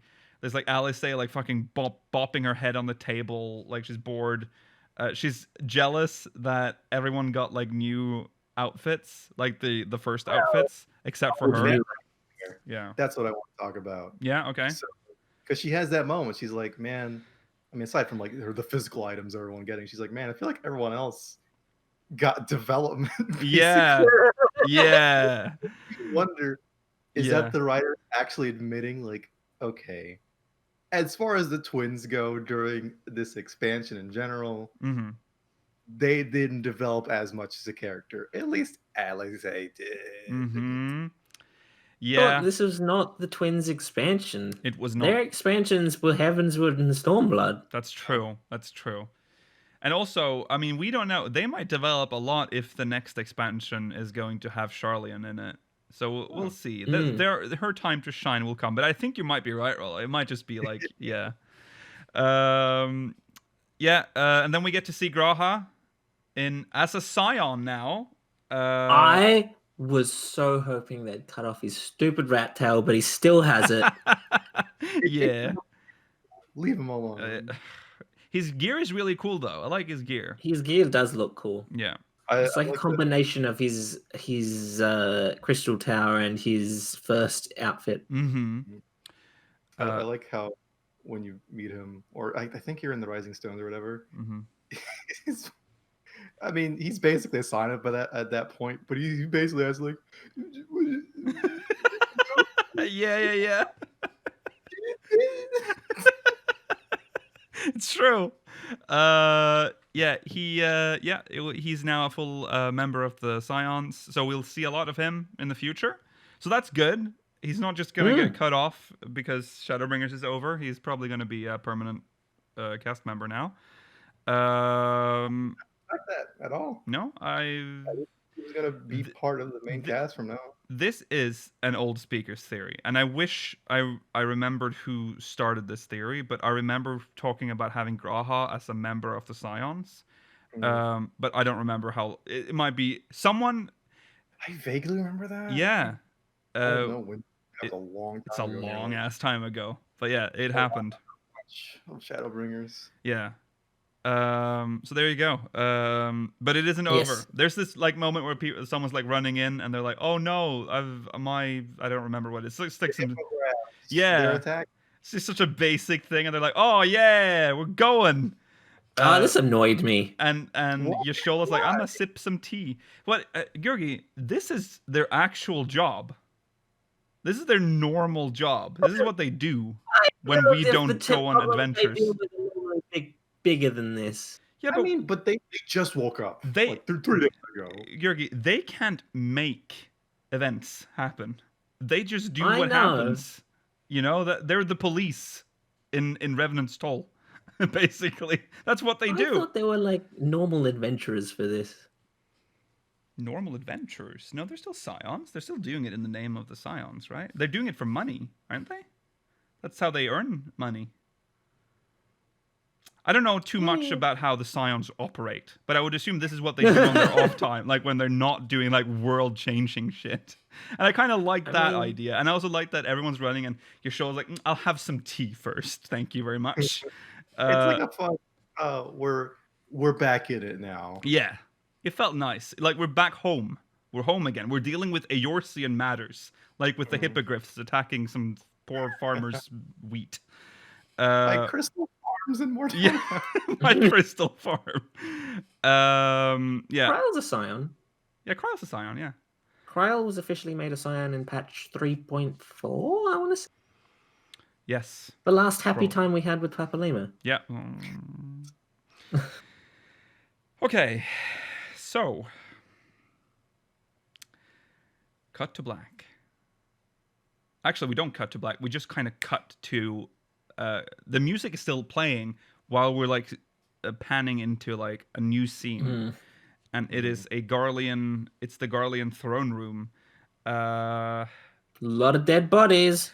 Important to point out, he is being, before we talk about anything else, Xenos is referred to as his Radiance, so he is Emperor now. Okay. He has taken the mantle of Emperor. Well, I mean, they're still technically in a civil war, so he's just taken the throne. But he's apparently cute too. He apparently murdered most of the Popularis. Yeah. So it is probably. So I don't know. I don't know if this like implies that they just ended the civil war now. If so, very disappointed. I love that though, because it's a recurring. It makes it seem a recurring thing that every time they want to destabilize Garlemald and want to take away from them being like a threat, it's like civil war. Yeah. And then when they want us to focus on them again, it's over. Yeah, yeah. It's very odd. But at least he is right now Emperor of Garlemald. So probably should clean up his throne room. Yeah, that's gonna start getting stinky after a very short time. So he likes its he likes the decorations. He likes the smell. The bodies give atmosphere. So I'm first of all sad that we're about to end the patch on a Xenos cutscene, but then something happens. Someone else steps in, and first of all, it is the guy that we thought was Asahi. It is Asahi, but it isn't Asahi because it is Fandaniel, an Asian. Damn, Daniel. Back at it again. Body snatch. And he is quite the character. Very all over the place. Almost like Kefka-esque in the way he like behaves in that cutscene. Yeah. I didn't expect any of this. No. That came out of the blue. I expected something with Xenos because I hadn't seen any of him throughout the entire patch, so I knew at some point they were going to show him, and I guess he was the last cutscene. And he's basically saying that because all the people... So the thing that's happened, the big problem now is that the higher-ups, the Unsundered, are all gone. So now... The Sundered... He can do what he wants. Yeah, the Sundered don't have to... They don't have to, like, take commands from anyone. They can do whatever the fuck they want. And they don't have the same goals as the Unsundered ones. So, no. So they can just fucking create complete chaos. And that's what he seemingly wants. He wants to help Xenos fuck shit up. But for why? Yeah, why? Now, here is... Well, I think he just likes talking about money. Yeah. So I just think he thinks that money is a means to an end. Yeah. Here's the thing. Fandaniel, who is he? Because the scene sort of doesn't just ends, and we don't really know. We've introduced this Asian. He says some crazy shit. He's going to create some chaos. Boom. End of scene. Xenos is just very unamused by it all. Mm-hmm. The whole scene. Yeah. I like... The thing I love about Xenos in this scene is because it's how I imagine Lakil was during the entire scene. I was actually just very confused, but yes. I was also dead inside because Xenos was on the throne. Yes, so Fandaniel, who is he? One of the hottest rumors right now is that Fandaniel is the Asian formerly known as Travanshay. Because Travanshay wasn't his name. Travanshay was obviously just the name of probably the name of the body. Well, I shouldn't say obviously not, because we've just been referring to him as Travanshay, but yeah, it's an Ellison name. Yes, it is. the Alcyon formerly known as Travanchet, because we don't know what happened to Travanchet. Travanchet never died on screen, and because he used to just inhabit bodies and just name them, well, presumably just use their body names instead of their Ascian names, he could probably hide more easily. Who knows? Does he announce his name in this scene, by the way? Yes, I think he says... Doesn't he say, like... No, he says he's a fan of Daniel, but why does he say it now? Yes. Surely Xenos already knows. Yes. So here's I think he's just dicking around. Quake11 is mentioning that. He's mentioned in the Alexander story. And that is a thing that... remember when Yoshi-P says, remember Heavensward? Yes. There you go. Go do Alexander again. Go do Alexander again, because Travanchet is mentioned in the Alexander raid. That would be I don't know if he's great. mentioned by name. I think he just appears, but it's clear who it is. Yeah. If you know who he is. If you hadn't played 1.0, you probably have no idea who he was. Go watch Chronicles of a Realm, everyone.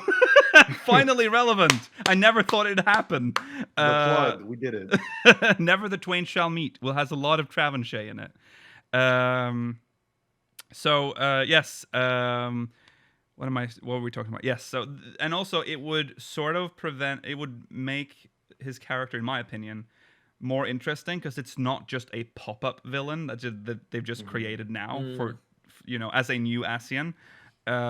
It would be someone who's actually tied to the game's story, and it would be another thread from 1.0 that they can wrap up.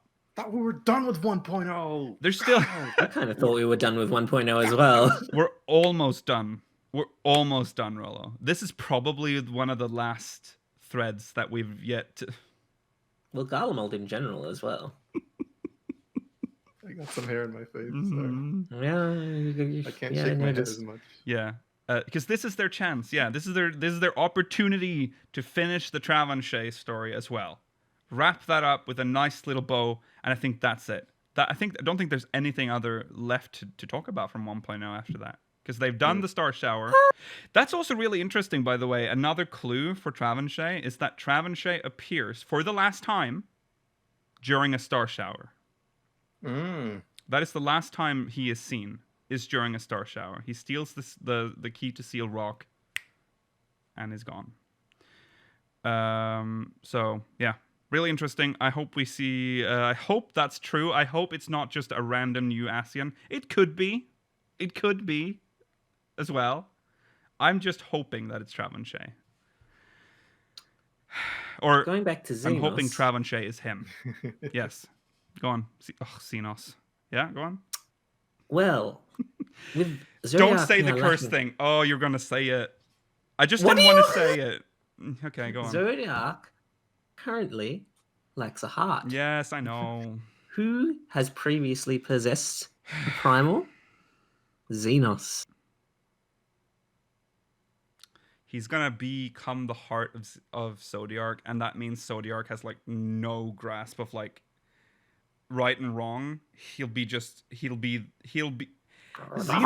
Yeah, Xenos will turn Zodiac into what we thought Zodiac was originally. That's what's gonna make him into like that horrible god. What does he want actually? What does Xenos want? Death. To kill us. He just wants to kill us. Yeah, it was to kill but everyone. What's his end goal? At a certain point, the hunt. Like, he likes the hunt, but like eventually, if he kills us, what is there left to hunt? This is the problem with Xenos. He lacks that. I still think he lacks that depth. There doesn't seem to be any other character development. I agree, but I feel as if there has to be a reason. Ultimately, I agree with you guys, right? Mm-hmm. But I think actually I'm turning around on Xenos a little tiny bit. Not in the sense I think no, Rollo, I kind of am as well. Yeah, because first off, I think Fan Daniel plays well off Xenos, just like in a character like interaction kind of like it gives him a bit more personality at a very basic level. But also, I think they're setting it up for the next couple patches or expansion to to give him some depth, because I don't think they'd want to go into a new expansion with just the hunt and that's it. And I actually have a little bit of faith that they can pull it off. I have a lot of faith that they can pull it off. That they are. I just remember that I hoped that they would give him more depth in Stormblood, and they didn't give him that, and then they didn't give him anything up until now. I just hope, that introducing Fandaniel might actually lead to more depth for Xenos. We'll see. I think his connection to Amarant is also something that is interesting that can be explored. Mm-hmm. Is it possible that Xenos is one of the Sundered 14? I can see that. Maybe. Are you saying? Oh, well, I don't want. Well, I don't know, because remember in the instance where Xenos comes in and he's like, you fought a beast, right? And then he just kind of leaves early because he was a little bit like, I don't even know what the fuck this guy's up to. I don't want him to have such an important past. I don't know. Well, why is he seeing flashbacks of Amarant then? Well, he does. He is kind of fucked up. Like, he's got a lot of shit done to him. And but is it just really going to be that he's just fucked up? There has to be an explanation. Well, so far, that's all it is, right? So far, he's just fucked up. That's why I'm saying. They could have just left him being just fucked up, but they have given him this connection to Amarant. Mm-hmm. And that's going to pay off. I believe it will pay off. Mm-hmm. Do you think he knows? For whoever's bringing up, like, Kefka, people love Kefka. Kefka had more... Also, Kefka was more entertaining. Xenos is just like, kill. And then he just kills people. Like, I love killing people. Xenos and Fandaniel is if you... If you took the interesting aspects of Kefka, put him into a character, and then put the like hard to beat aspects of him into Xenos. Yeah. It's. I think Xenos is flat and boring. That's it. But maybe yes, in the next few patches, make him better. That's how I felt about characters before, and like kind of like Gaius at first. Like through Realm Reborn, I'm not saying he was a weak character or villain or anything like that, but he was very like, all right, like this is his deal, and that's kind of it. Yeah. But then later they expanded on him a lot. Right? I thought Elizabeth was boring, even up until 5.2. To be honest. Yeah. So if they can do that much work in a single patch, and I suspect Xenos will be built up over the next two patches and the next expansion, I have faith that they can do something with Xenos that will finally make him interesting. Now, it is concerning that they have had an expansion asked to make Xenos interesting, and they failed. Yeah. But it is a new writer. It is a new head writer. Mm-hmm. And we've seen what she is capable of doing in this last expansion and 3 patches. Yeah. We'll see what happens. I just don't like that everything is Xenos now. It feels like Xenos is their like go-to thing for stuff. I don't know. I am curious though if he knows like the truth about everything. Like I feel as if Fandaniel has to have told him. Yeah. We as interesting it is to talk about how interesting Xenos is and isn't. We need to also mention that talking to YoRHa after the MSQ reveals something that is extremely interesting and something that we've been talking about a lot. The prospect of whether or not we could be the 12, or if the 12 is somehow linked to the convocation.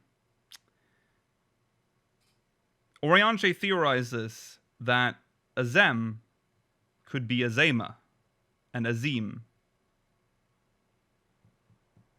And that is the first time the game has acknowledged the 12 and the convocation in any way, and specifically tying us to Azema.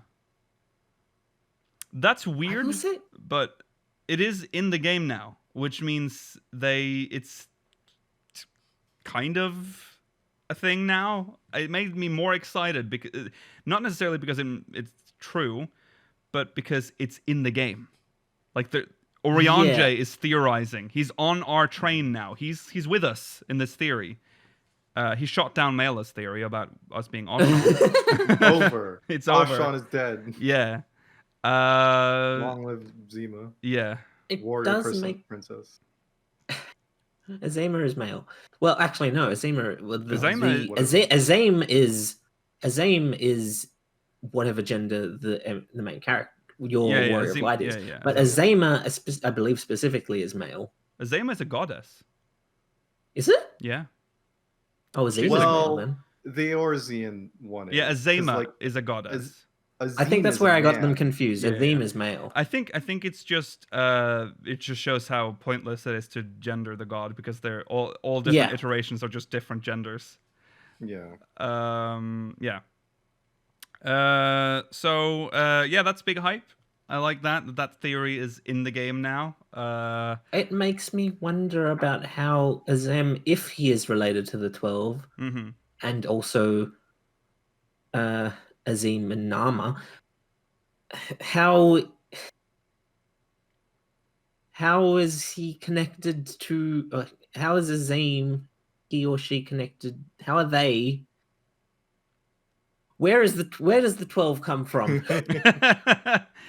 Yeah, well, I mean, again, it is very obvious. I mean, that Azema isn't like Azema is what the people of Eorzea called this entity, and then they made all the shit up about the god, like after the fact, right? That's probably how it went.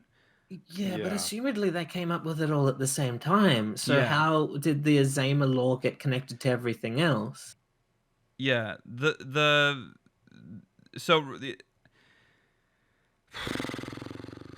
I don't know. We don't really know where the 12 came from. Like, we don't know who invented the faith, if you can say that. No. So,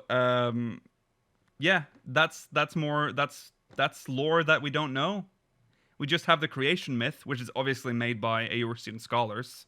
So they've just sort of probably made shit up. So, because no one was around then. So either the actual gods just told them, like, this is the story, just put that down. And when I say gods, I mean whoever the fuck the 12 is. Yeah. They're probably just like, if I had to guess, like latent thoughts of like a collective unconscious. Yeah, like thought, like ideas, like of symbols. That's what you meant. Yeah. So don't know.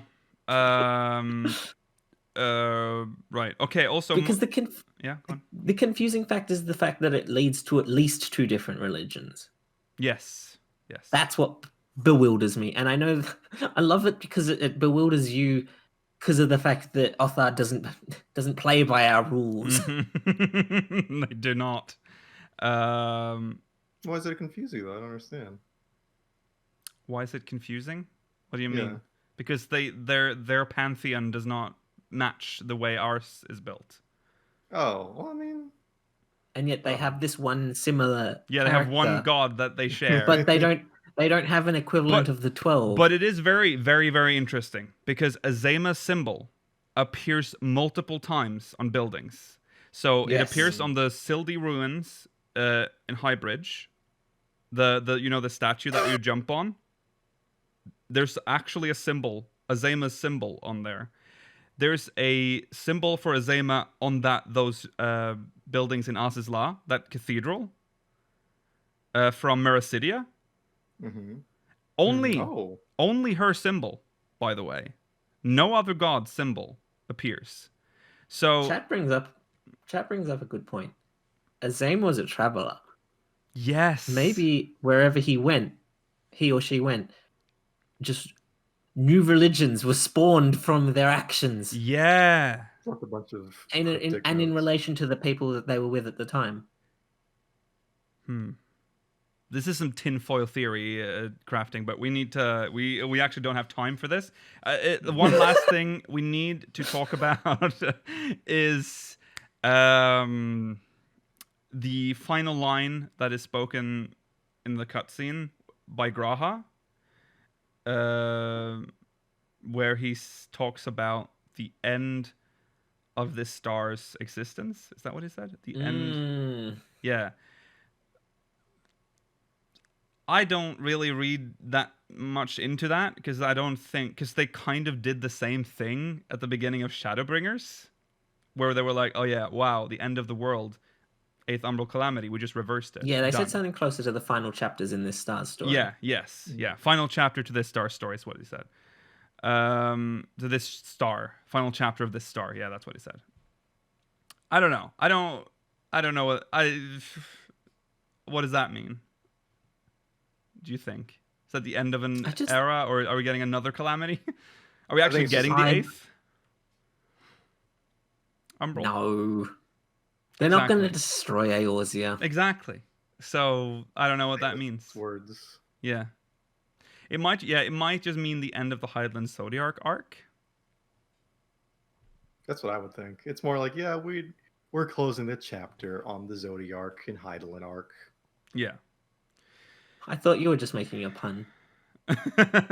Well, also this star, yeah, Hydaelyn is at the end of the final chapter of her story. Like, is that what it means? Maybe. Who knows? We have many months of speculation ahead of us. I have many questions, many theories to talk about in the upcoming weeks. Yes. Thank you guys for watching. We are an hour over time. Oh boy. Thank you all for watching. We will talk about Sorrows of YoRHa next week. We'll also discuss the custom deliveries and the MSQ revamp changes. So make sure you catch that as well. And whatever else. Oh, yes. And whatever else we have to cover from that week. You know how this show works. Thanks for watching. Yokai. Yes. Stay tuned. No, don't stay tuned. We'll see you tomorrow for Sunday Fun Day. And that's that. No post show because we are way over time. It was a sock. It was a sock all along. It looks like Dante from Devil May Cry. All right. Goodbye, everyone. Bye. Bye.